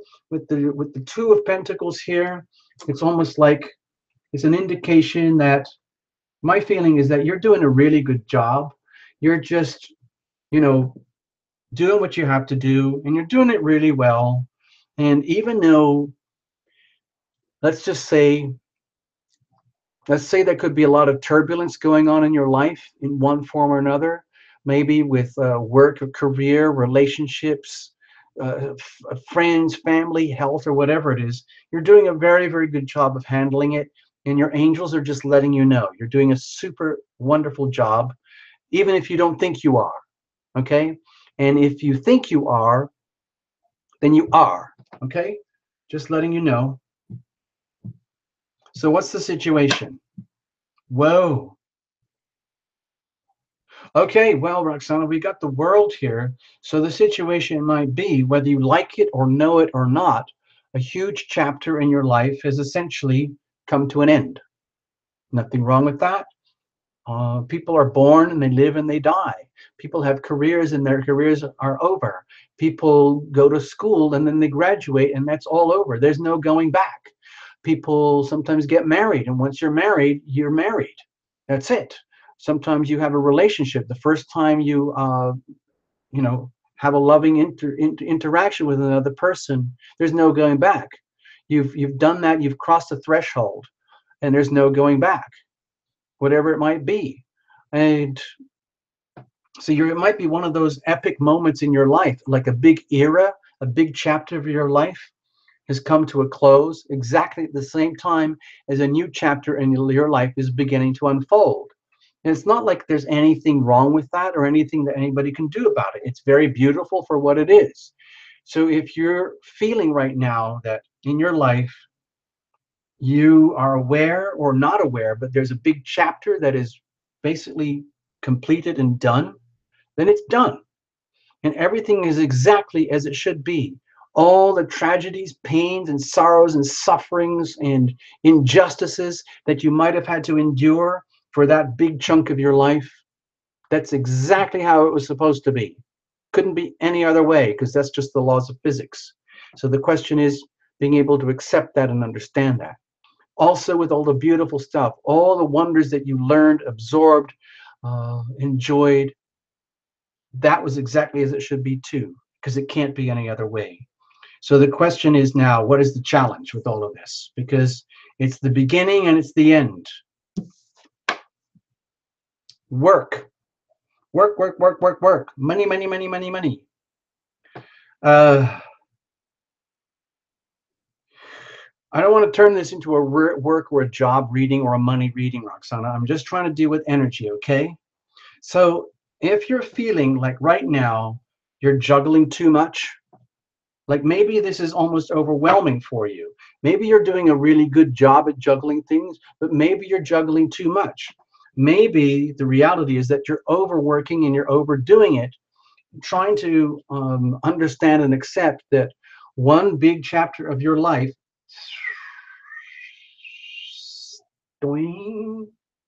is over, and another chapter is now opening up and ready to begin. So, but it's happening simultaneously. So that can be very disorienting. Like if you're in, let's just as an example, what if, example, you're losing a job or you're sick of a job, or if you're a working person and you've had a career and it's just become too much, and now you have to have two careers and two jobs, and it's become overwhelming, and you're juggling two lives, two careers, two jobs, just to stay afloat, just to keep the life going. And it's so consuming that there's nothing else in your life except work, work, work, work, work, work, work, work, work, work, work, work, work, work, just to get by. Now, that's not healthy. Okay, you have a right to a life outside of work. You know, I don't want to go into like, philosophical discussions about slavery or anything like that. But if you're a slave to your work, that's a problem. Then your work owns you. You have a right to balance that out with the other aspects of your life, okay? And if it means you have to let go of one way of living your life in order to balance things out in a way that is much more healthy for you in your work life or your career or your money, your jobs, your talents, your gifts, your resources, then that's what you have to do. But that's the challenge. It just might be that, if you're a workaholic, or if you are in a career where like it's too good to give it up, but you would almost like wish you could give it up so that you could maybe try a new job, new work, new career to make better use of your talents, that's also a problem. So it feels to me like with the Two of Pentacles here, it's like doing a tremendous amount of juggling, trying to figure out what to do with your talents, your gifts, and your resources. That includes your time, your heart, your love energy. Where, you know, in this world, it's very, very simple.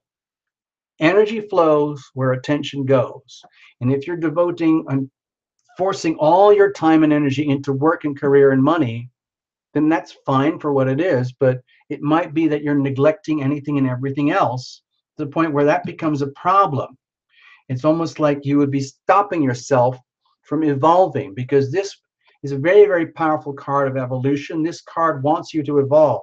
The situation here is that it's really important to let go of an old way of life and embrace a new way of life and allow it to happen in a very healthy, safe, comfortable way.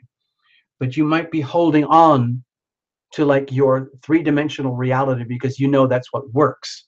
And the whole idea of letting go of a three-dimensional reality that works is too scary to conceive of right now. So how are we going to deal with that? More pentacles. Okay, my feeling, Ruksana, is that it's really important to hold on to what works. What actually, the raw, basic raw ingredients of what actually works in your life, without becoming like obsessed with work and money or being a workaholic, and trying to find a way to, let's say, what I would say, maximize your resources and do it in a much more healthy, balanced way than you're used to doing it. So it could mean a really new shift, a new change in like the way you work or the career or anything like that, so that in other words, it's like work smarter instead of harder. So you start to look at your life, instead of being an endless drudgery of work, work, work, work, work, work, work, you start to realize, well, wait a minute, I've got this, this, this, and this, and this skill and talent. Maybe I can find better ways to make that work in such a way that I can build a new foundation for the future where I can have some resources for myself and hold on to that and create a whole new power base. Like the Four of Pentacles is actually very much related to power and structure and foundational strength. And, you know, if you take it too far, it becomes rigidity. But in this case, it might be an idea to create like a new foundation, a new structure in your life, in your world, that has, where you are not owned by your job and your work and career. You own your talents and your gifts, and you have the say-so about what you're going to do with it. So you're not having to just be overwhelmed by work, money issues, career issues, survival issues, and stuff like that. Allow the evolution to occur. Allow yourself to say goodbye to an old life and allow a new life to evolve, where in some ways it's simpler, where you just say, you know what, all that really counts is what really, really counts. And the only things that really, really count are like the, you know, loving and being loved, the food you have, the company you share with others, the people who love you, the people you love, and pretty much anything and everything else is secondary. Yeah, it's wonderful to be rich and have money and stuff, but you can't take it with you. So it's really important to focus on the real values, the things that are really, really valuable, really, really important, and let the other things fall by the side, and then recalibrate, rebalance, restructure your life down the road in the future. Okay? All right, Ruksana.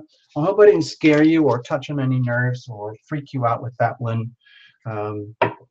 You know, if it didn't make any sense to you, maybe it made a lot of sense to someone else in the house tonight. I hope you got something out of that, Ruksana. Have a super day in Romania. Say hi to the rest of Romania for us. Everybody on Terra Lumination says hi to Romania. Thank you for visiting us, Ruksana. Bye-bye. So, Cathy, you're up. All right, Cathy, you're next.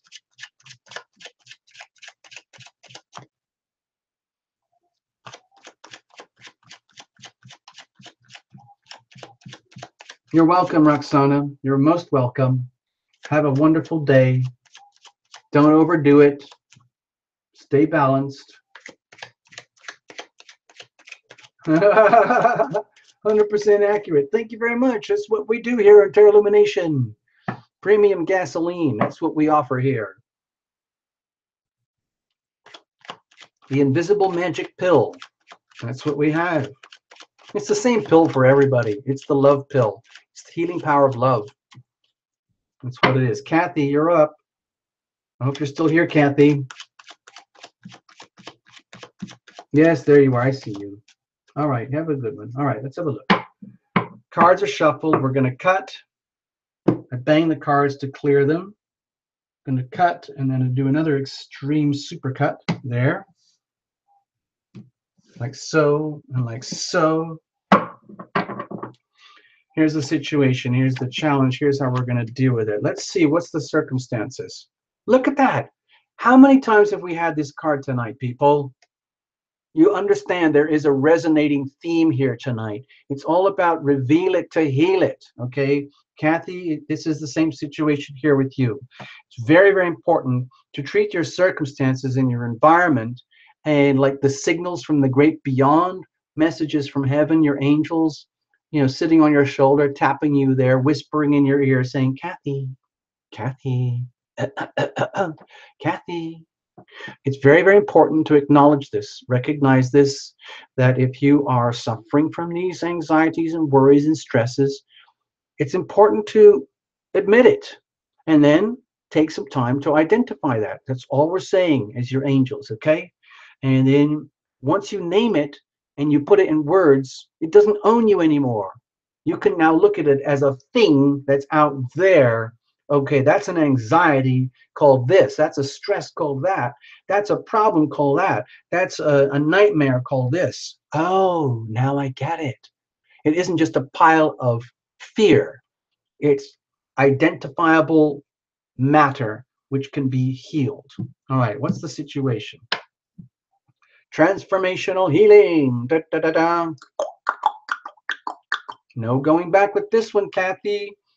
If you feel like your life is on a journey where there's this irreversible change happening, where as much as you might want to hold on to the status quo, it's being cut away from you in ways that might be very uncomfortable, guess what?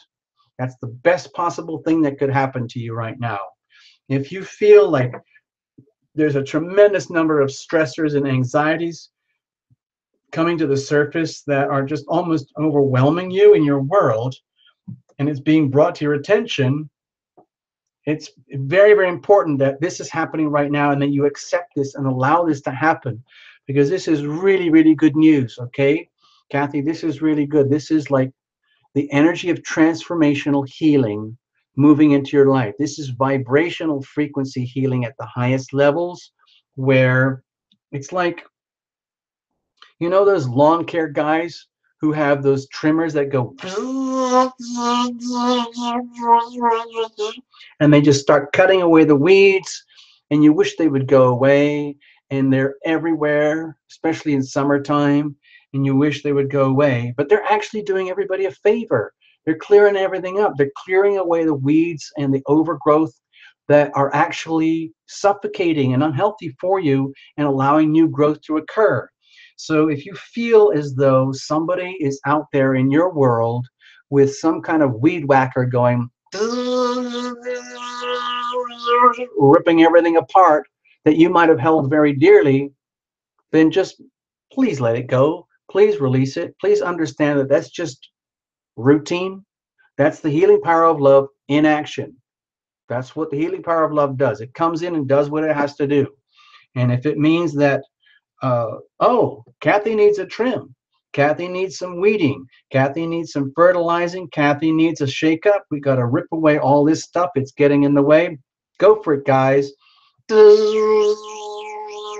That's what's happening. So, you know, yeah, it might be uncomfortable, but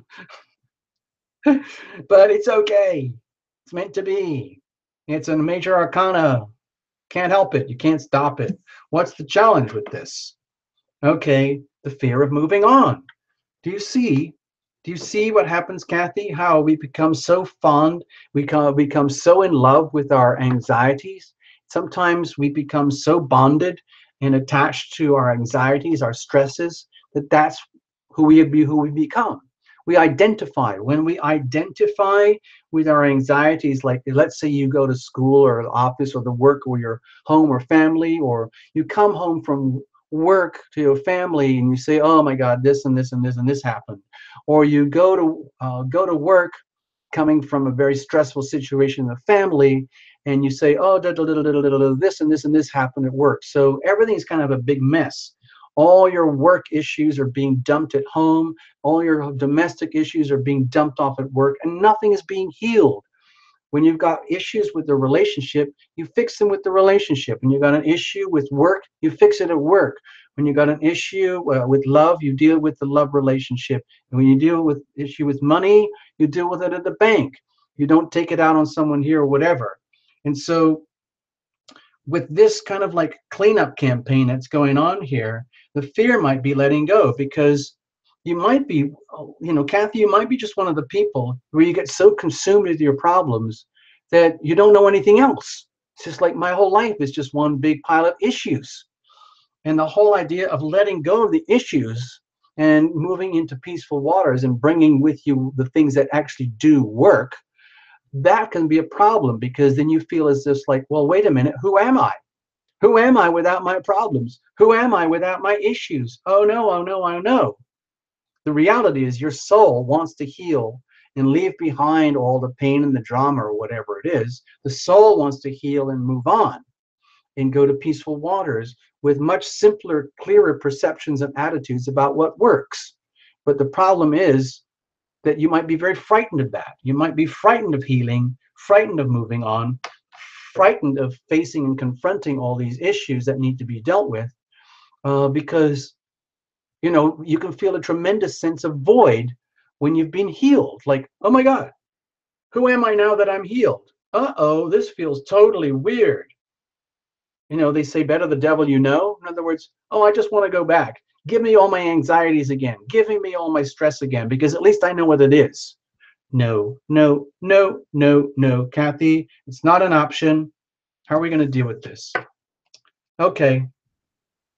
My feeling is here to admit, let's just say admit that you might be overwhelmed by issues and anxieties, to the point where if you're honest with yourself, like with the Four of Cups here, it's just like, my feeling is a healthy way to deal with it is to like take a look at your life and be like very kind and very gentle with yourself and say, oh my gosh, wow, I guess, if only this, or coulda, woulda, shoulda that, or wow, what if that had happened? Just like allow yourself a little bit of that indulgence to feel it in your heart as opposed to in your mind, so that you can get out of your own head. Get out of your own head. It's really important to get out of your head and get into your heart and allow some love energy to flow into you. Allow the energy of a little bit of, a little bit of sadness, and if only this, if only that, if only I had lived my life this way or that way, then I wouldn't be in this position now or this position now. It's really important to feel it. If there is pain and suffering there, as opposed to treating it as an intellectual problem, feel it in your heart, feel it in your soul, and then own it, and then figure out what to do about it. And of course, the answer is love. Healing power of love. Very, very simple. It's like a tiny miniature Ace of Cups here. A change of attitude. With the Four of Cups, whenever I see it, I always feel it's important to understand the attitude of gratitude.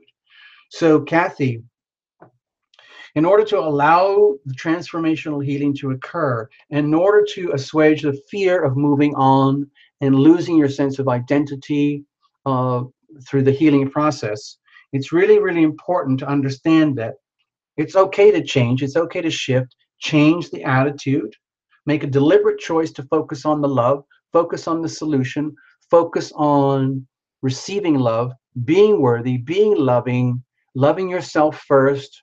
I am healing, I am healed, and accept the healing power of love to come into your life. But it has to be a conscious, deliberate choice, like a conscious choice, like we were talking about earlier with, I can't remember who she was, but it's about saying that you are worthy and deserving and open to receive love, that you're ready and willing and able to receive love. And then you make that happen by your choice, by your decision, so that you are not owned by the pain and suffering anymore.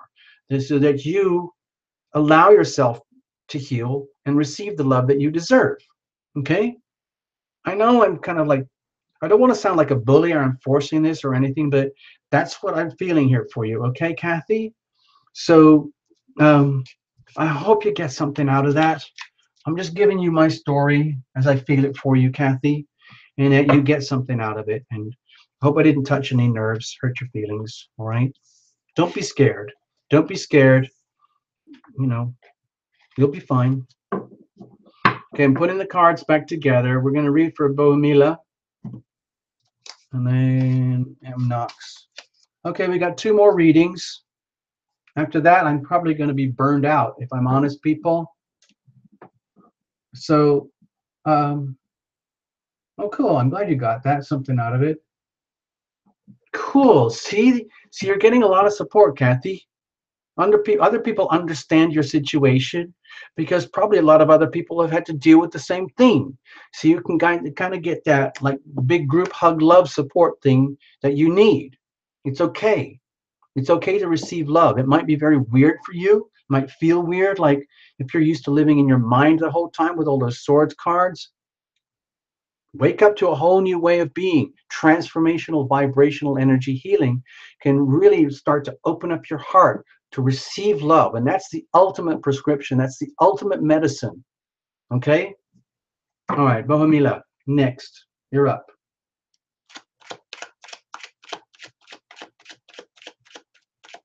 Exactly, Kismis. Crying itself is very, very healing. We are very healing for each other. We are actually in a kind of a vortex of energy healing here right now anyway, in our own very strange, bizarre way here at Tarot Illumination, because everyone here in the room is actually healing each other. Okay? I know it sounds weird, but that's what's actually happening here. Okay, folks, I know it's getting really late. It's really late for a lot of you. And yeah, I see what you're saying, Cathy. It makes you look weak. Basically, F them, you know. Crying is actually a very, very powerful healing tool. And if you've been intimidated into holding back your tears for the sake of like a certain code of honor that is actually kind of bogus, then F that, you know. SCREW, screw them. Oops, I said it. Dang, I was trying to keep the channel clean. Sorry. F them. Uck you. Basically say a big loud uck you. Uck you to all those naysayers about the healing power of love. People who are telling you it's like illegal to cry. Uck you. Uck them. Okay?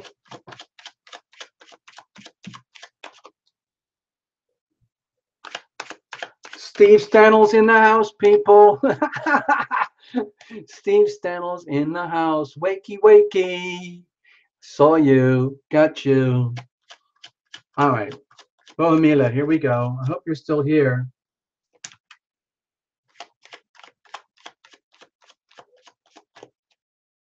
Hey, can I see it on the screen, please? I'd just like to know that Bo Mila is still here. I can't tell. The screen is jammed. Bo Mila, if you're still here, can you type it in? Let us know. Yes, got you. Got you. Don't be scared. Jeepers, nothing to fear. This is just a little Tarot Live fun channel. All right, cards are shuffled. You witnessed. We're going to cut. And then we're going to cut again. Look at that, a 1-card cut, people. Woo-hoo! Woo! Wow, that's very rare. All right, Bo Mila. Here's the situation. Here's the challenge. Here's how we're going to deal with it. What's the weather like? What are the conditions? 10 of Wands. We had this earlier. Okay, so these are repeating synergistic themes. All right, Bo Mila, if you're overwhelmed, if your angels are coming around and telling you, excuse you, Bo Mila, but You don't have to live this way. If you're overburdened, if it's too much for you, maybe it's an idea to take a break. Just letting you know. But again, that's your choice. Okay? So let's have a look. What's the situation? Nine of Cups. Wow. So, Bo Mila, with the Nine of Cups here, the situation, because some people call this the wish card, wishes coming true, or desires, or feeling happy, or feeling very contented, like very, like self, like you have a right to feel happy. That's wonderful. So what I'm feeling here with this, with the Ten of Wands here, is that whether you know it or like it or not, Bo Mila, you have the absolute right to love and be loved. You have the right to be happy. And if you don't have that and you are wishing for that, that's okay. It's like an invocation, like we were doing earlier. Like, you know, I'm worthy, I'm deserving, I'm open to receive. So give it to me. I'm ready, I'm willing, and I'm able to receive. So give it to me. This is my wish. I want to be happy. I want to feel happy. I want to feel loved. I want to feel loving. Bring it on. This is my wish. So you might be in that kind of energy field right now of wishing for that if you don't have it.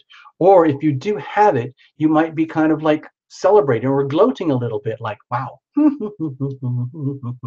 But I don't really feel that because of the conditions around you indicating that actually you might be kind of overdoing it right now, or just almost burned out and wishing that this could happen.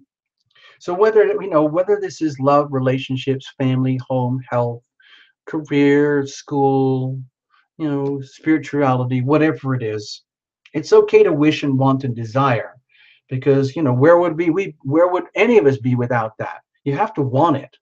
So what's the challenge? Oh, maybe you're looking specific for a happy, loving relationship that can be, let's say, celebrated with others in a way that, let's say, a lot of people see it as a marriage and wedding card, or maybe even an engagement card. But it might be that you're scared of that, because in the challenge position, as much as you might want the love that you deserve, as much as you might have someone who's loving there for you, and that you are very deserving, and maybe it's actually happening for you, like a wish granted, wish come true, the reality is that you might be absolutely scared out of your wits about receiving it. It might be overwhelming for you. Some people, if you've never had genuine true love in your life, and all of a sudden, or very gently, incrementally, it appears where it's like, oh my gosh, this is the real thing, it can be really disorienting. Like, I don't know what this is. How can this possibly be? Is this just a fairy tale? It's just a dream come true, and I'm just a silly little girl, and I've just wished for it, and I've got it. It can't possibly be. Life is too complicated. Life is too heavy. Life is too burdensome. It doesn't work that way. We all know life is just an unending grind, and our passions get burned out, and our ambitions always get destroyed by circumstances or people. So, what's the point in believing and being loving and happy?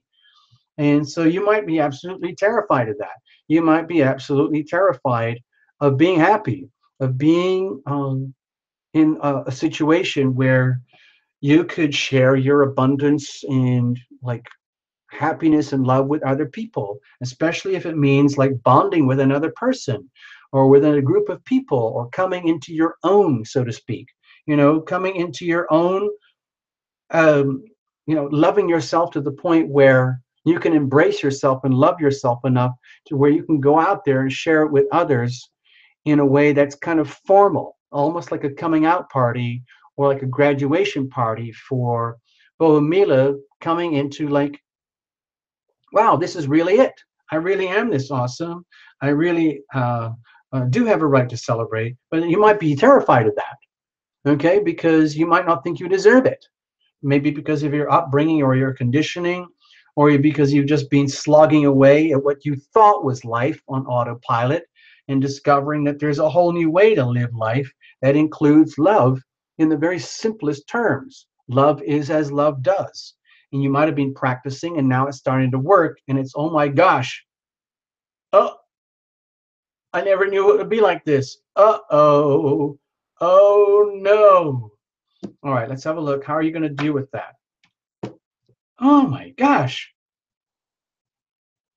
I have to tell you, folks, I'm hoping that some other readers out there tonight will give Bo Mila a secondary interpretation here, because this is kind of blowing me away. I have to tell you, Bo Mila, this is kind of blowing me away here. So I'm feeling like, because there's so much love here with these love cards, so the question is, what are we going to do with it all? So if, let's just say, you do have love in your life and it is the real thing, or if you don't have love in your life and you want that and you deserve the real thing, then guess what? I'm going to go back to typical tarot illumination approach here about living as if.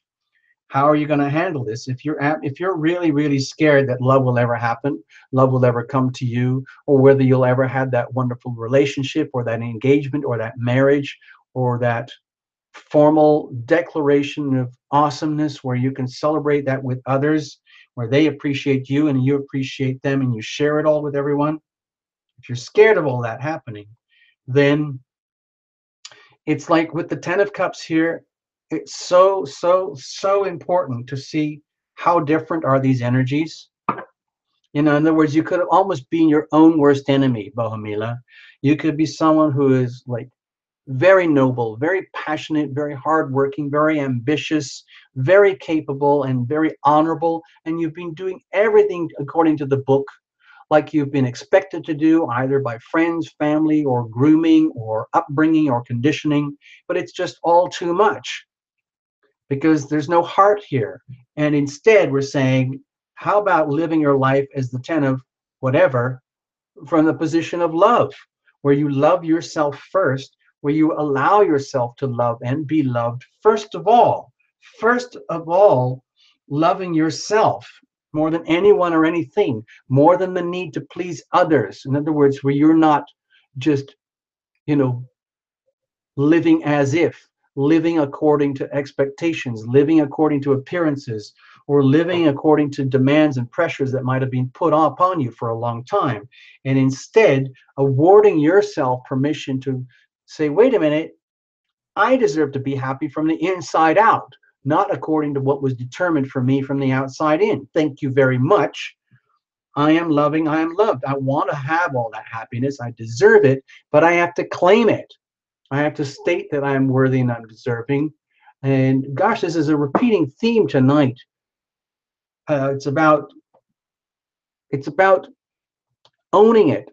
It's about allowing yourself to love and be loved, but it's very much about allowing to receive it. It can be very, very hard if you're not used to love to allow it to flow into your life because it feels so alien. If you might have wished for it, all of that, and you might be scared of having it, but you do deserve it. This is like the ultimate, one of the ultimate happiness cards. And it's about not just having it all for yourself, but it's about sharing it with others to the point where you own it and you share it. It's sort of like what Abby had earlier in her reading, where it's almost like you do this by invocation, like I am worthy, I am deserving, I'm open to receive, I'm ready, I'm willing, I'm able to receive all of this love because I deserve it. I deserve this, and it's enough that I can share this with others and make it formalized where, yeah, I can share this almost like as a love festival, a love party with others, okay? Because you have all that in you, you wish for it and you got it, and it will arrive by your invocation, by your request, by your prayers. And then once you own it, you won't be so frightened of it, and then you can share it. It's a little bit of an overwhelming reading, honestly, Bo Mila. So I would ask that you watch this again on the replay and perhaps reinterpret for yourself. And if you have to, you can get back to Tarot Illumination at tarotillumination.com, because I think there's something very important happening here if you want to follow up on it. Also, if there's other good readers in the room and you want to give your perspective, please go for it, because I'm getting close to burned out, and I don't want to say anything more about this one, okay? So Bo Mila, blessings to you. There's so much love that you deserve, and it's okay for you to have that, okay? All right, thank you, Bo Mila. M Knox, you're up next. Actually, I do have a song called I Am Loving, I Am Loved. And I also have a song called I Am Worthy, and it's all about the thing. But Tarot Illumination doesn't have a recording studio, at least not right now. I had an elementary one a while ago where we could record some of the songs that are on the Tarot Illumination channel right now. But the reality is, to do things properly to the standards that are now being set by Tarot Illumination for Tarot Illumination needs a full-blown recording studio. And it's actually very tough to do that. I've got the whole Pro Tools thing sorted out, but it's very complicated. And even Pro Tools has not figured out how to get it working. I mean, that's how bizarre this stuff is. So anyway, sometime down the road, hopefully in the next year, we'll get the recording studio sorted out so we can really fill out the songs playlist, because there's a lot of Tarot Illumination songs and tunes that are still ready and waiting to be recorded and performed and put out there on the channel for you guys to enjoy, hopefully.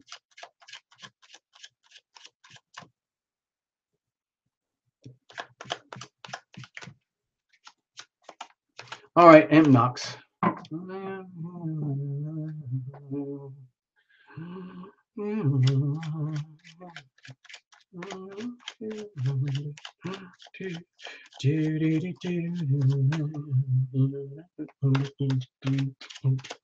We might have to do some dancing later to blow off some steam. We'll see.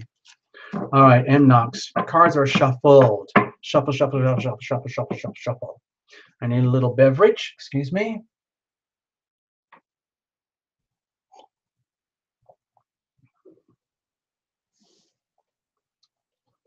I know it's very late for a lot of you, and a lot of you have probably already gone home and gone to bed. It's okay. That's normal on this show, because we start late on Sunday night and then we go way late into Sunday night, especially if you're on the East Coast of America. All right, M Knox, here we go. Cards are shuffled.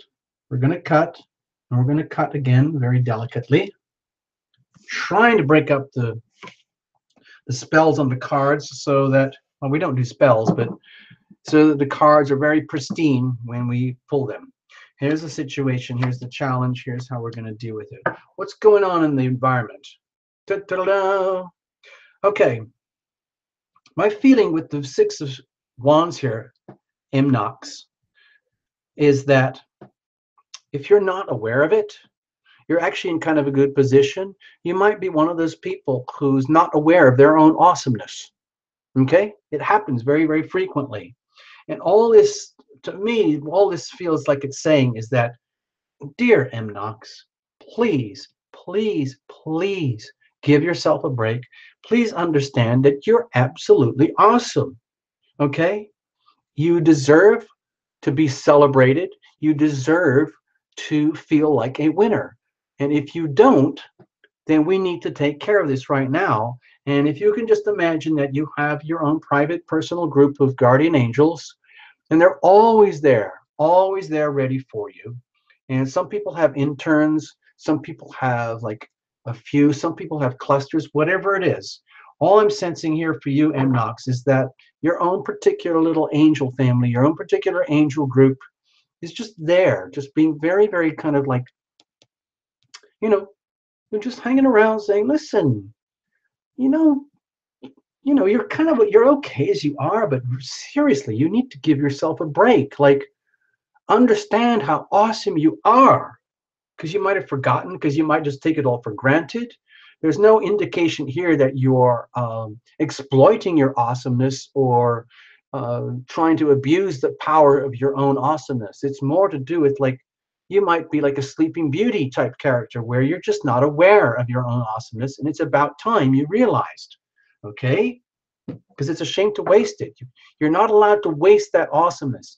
If you, whatever gifts and talents that you have in this world, it's like you're obliged to bring that out and open and share that with the world so that you can be celebrated and adored and appreciated. Okay? What's the situation? Well, let's just say coming into mastery.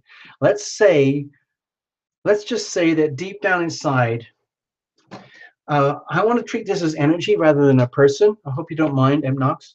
Let's just say that deep down inside, you're almost, it's almost like you're scared of your own heart, what your heart tells you.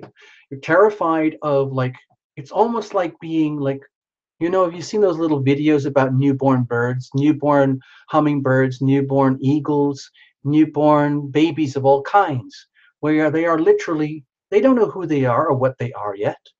You know, like little newborn horses and elephants, when they get out there and they start moving around, they don't know they're an elephant. They don't know they're a horse. They don't know they're a butterfly. They're just being who they are.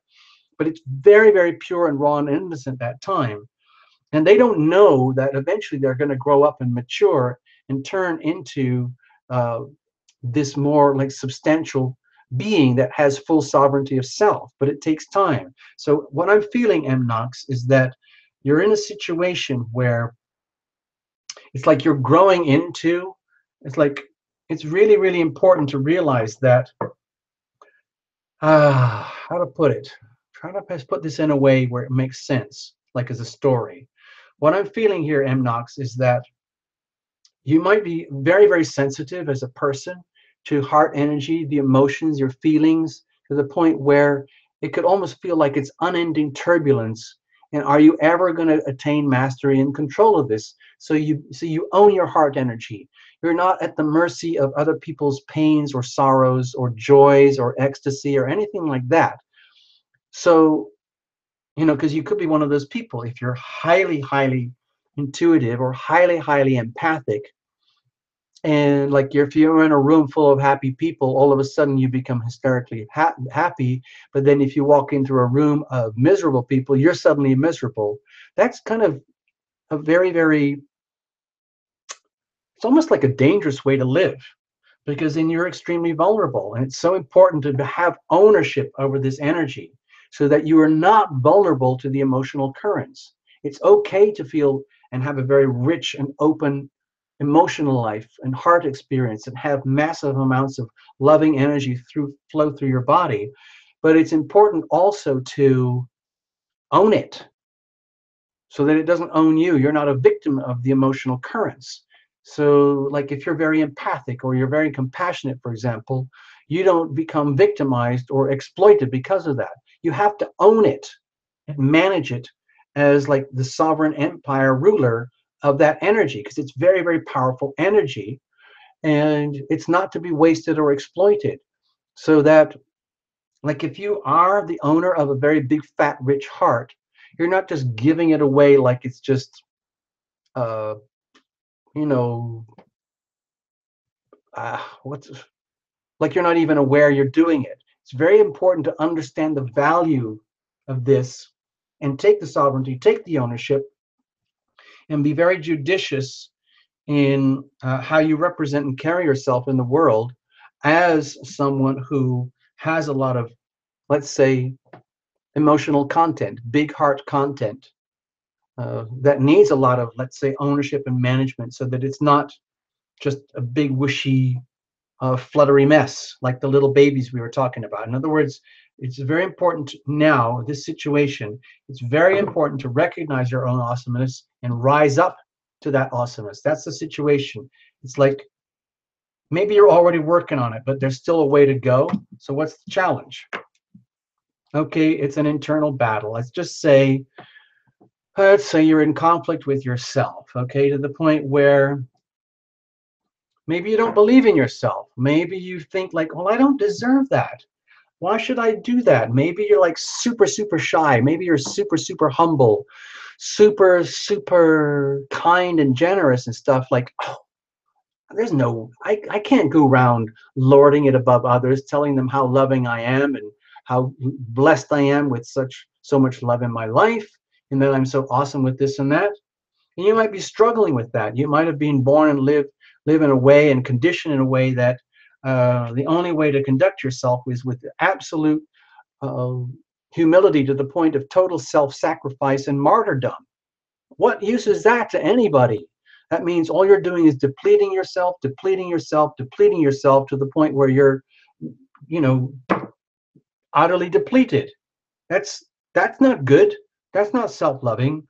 In other words, you're taking all that love power, all that love energy, and you're just giving it away to the point of depletion, and you're never refilling your own self. That's not good. That's not healthy. But you might be fighting with that internally because of, let's say, the way, like your own natural drive, or the way that you've just lived your life, whether it's from childhood or infancy. So you have this internal conflict about worthiness and about your own awesomeness. Like you might have been, um, let's say, told that it's very, very shameful to be so awesome. It's very shameful to take mastery and ownership of your heart. You are born and raised to give it all away to the depletion and the martyrdom level. And that's, I'm sorry, I don't go with that. That's just personal now, M Knox. I don't go with that. I think it's very unhealthy. I think you totally deserve to attain mastery and ownership of your own heart so that it's not owned by others and you're not just giving it all away. So how are we going to do that? Okay, make a decision. At the moment here, my feeling is that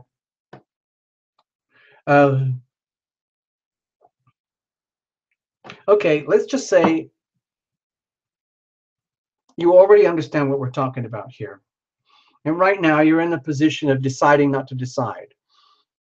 Okay, and that's good. That's a very sort of very, very advanced form of self-protection, self-defense. Like I decide not to decide.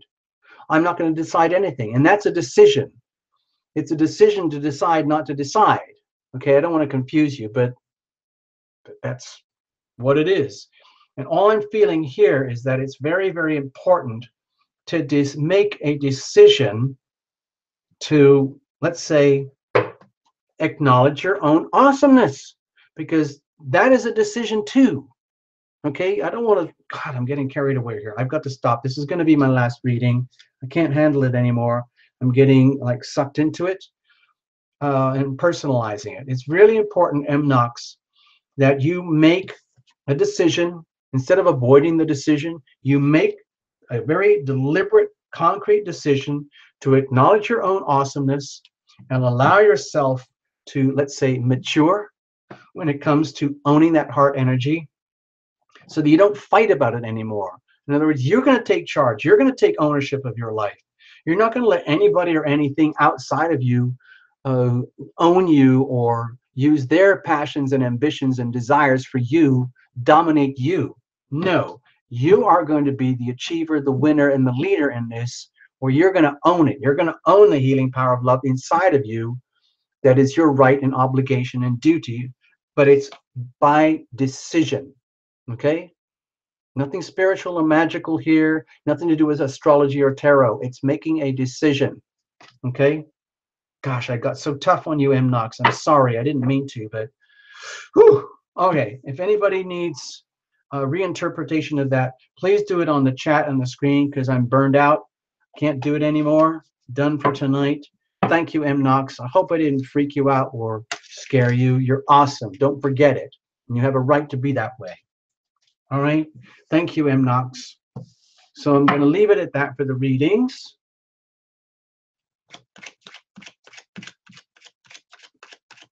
Exactly, Google. Take the blindfold off. Exactly, Kiss Miss. Face the people, the group of people who are trying to hold you down. You don't need to deal with that. You have a right to own your life. Be the sovereign owner of your life. Rise into your dignity, your full mastery of self. It's your duty. That's why we're here. We're here to love and be loved, grow and evolve, and love and be loved again and again, over and over and over. Cards are cleaned up for the next show. Okay. I'm going to put on another little tune. Okay.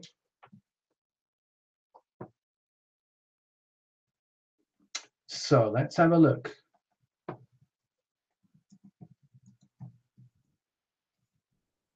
Let's see, what have we got here? Okay.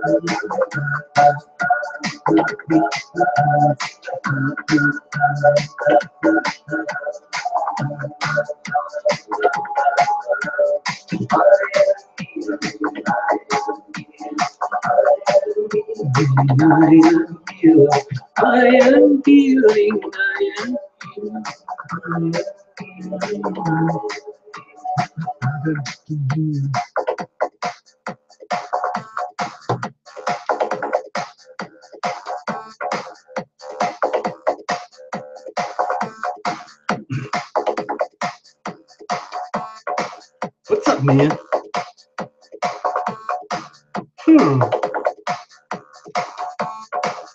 What's that, man? Hey, what are you doing here? It's Sunday night. We're not supposed to be here. We're not working. It's Sunday night. We're union, man. What are you doing here? You're not supposed to be working either. Well, I just came to hang out. What about you? Well, I just came to hang out too. Okay. Well, shall we do it? Let's do it now that we're here. Okay. I don't know if anybody's watching, but let's do the TL Dance Crew hop, okay? All right, I'll do that. You do yours, you do stuff.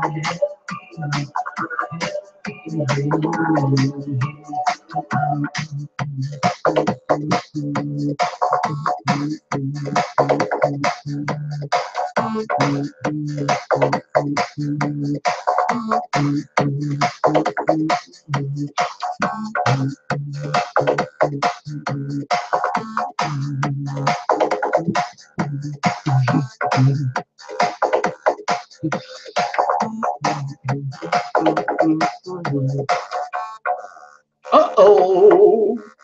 Uh-oh. They were watching us. What? They're watching us. The camera's on. What? What? It's too late now. Yeah, it's too late. Let's just do the total breakout moves, okay? You ready? You got it?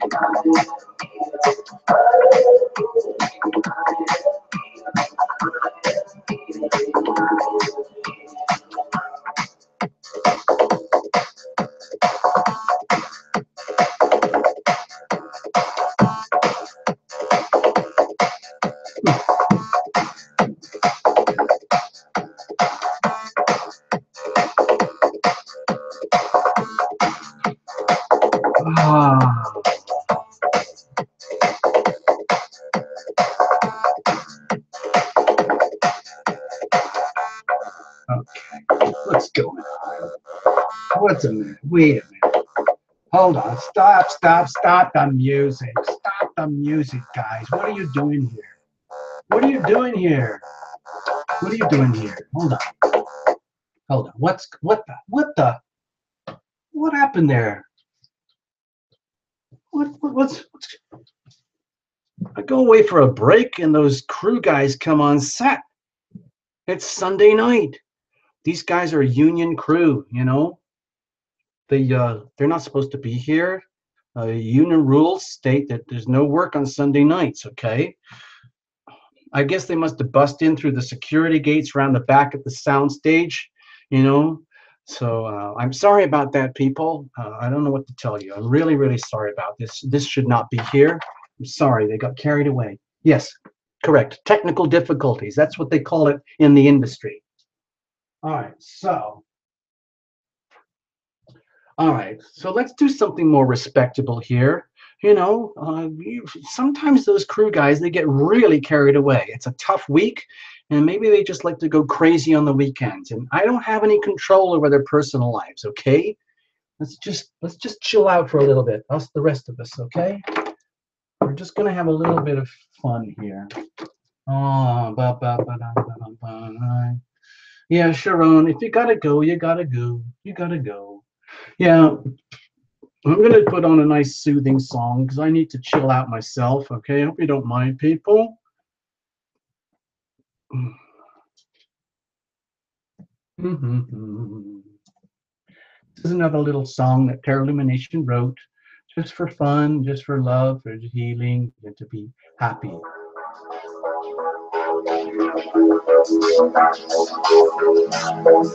Yeah. This is called Love the Word.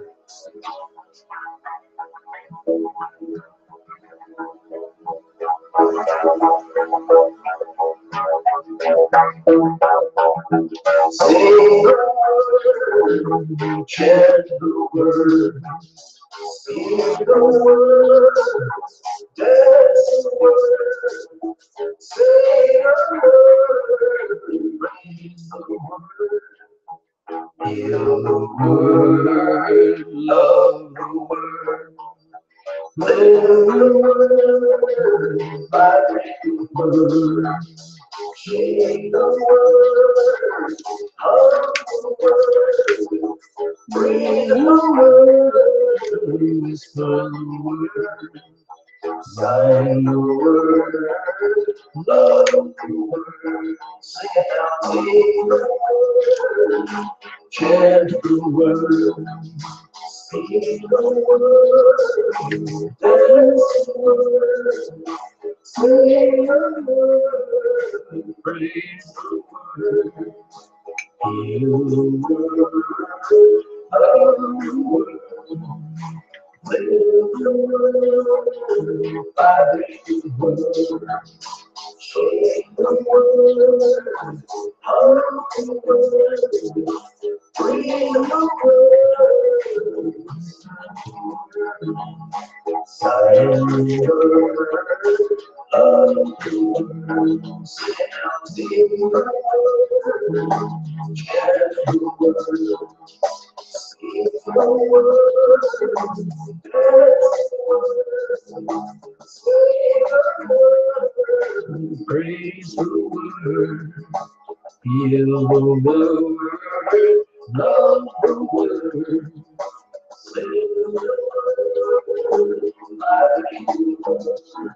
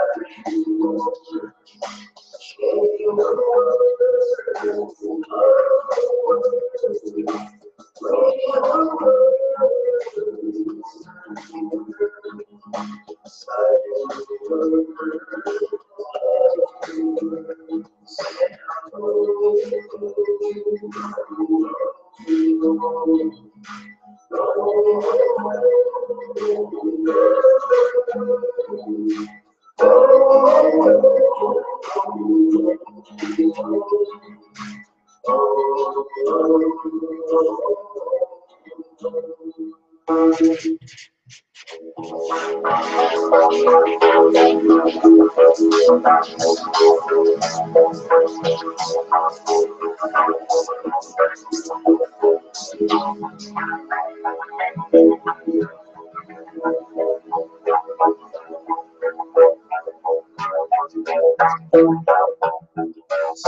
the word, chant the word, speak the word, dance the word, say the word, praise the word, feel the word of the word, live the word, vibrate the word.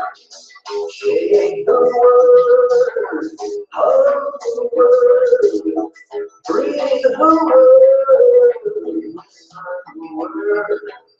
sigh the word, love the word, sing it out, sing the word, chant the word, speak the word, dance the word, say the word.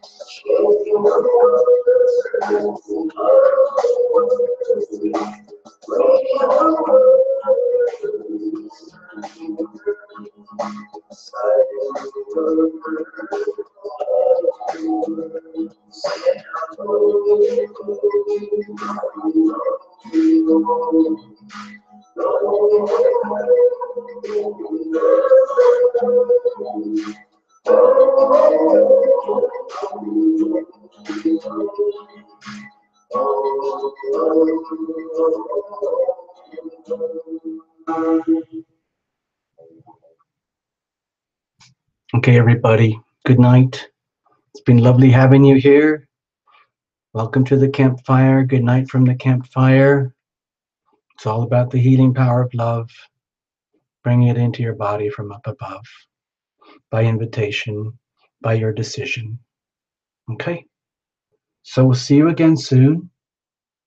And it's been lovely. Thank you so, so much. I love doing this for you. All right. Bye-bye now. Bye-bye. Bye-bye, everybody. Bye-bye. Good night. Good night.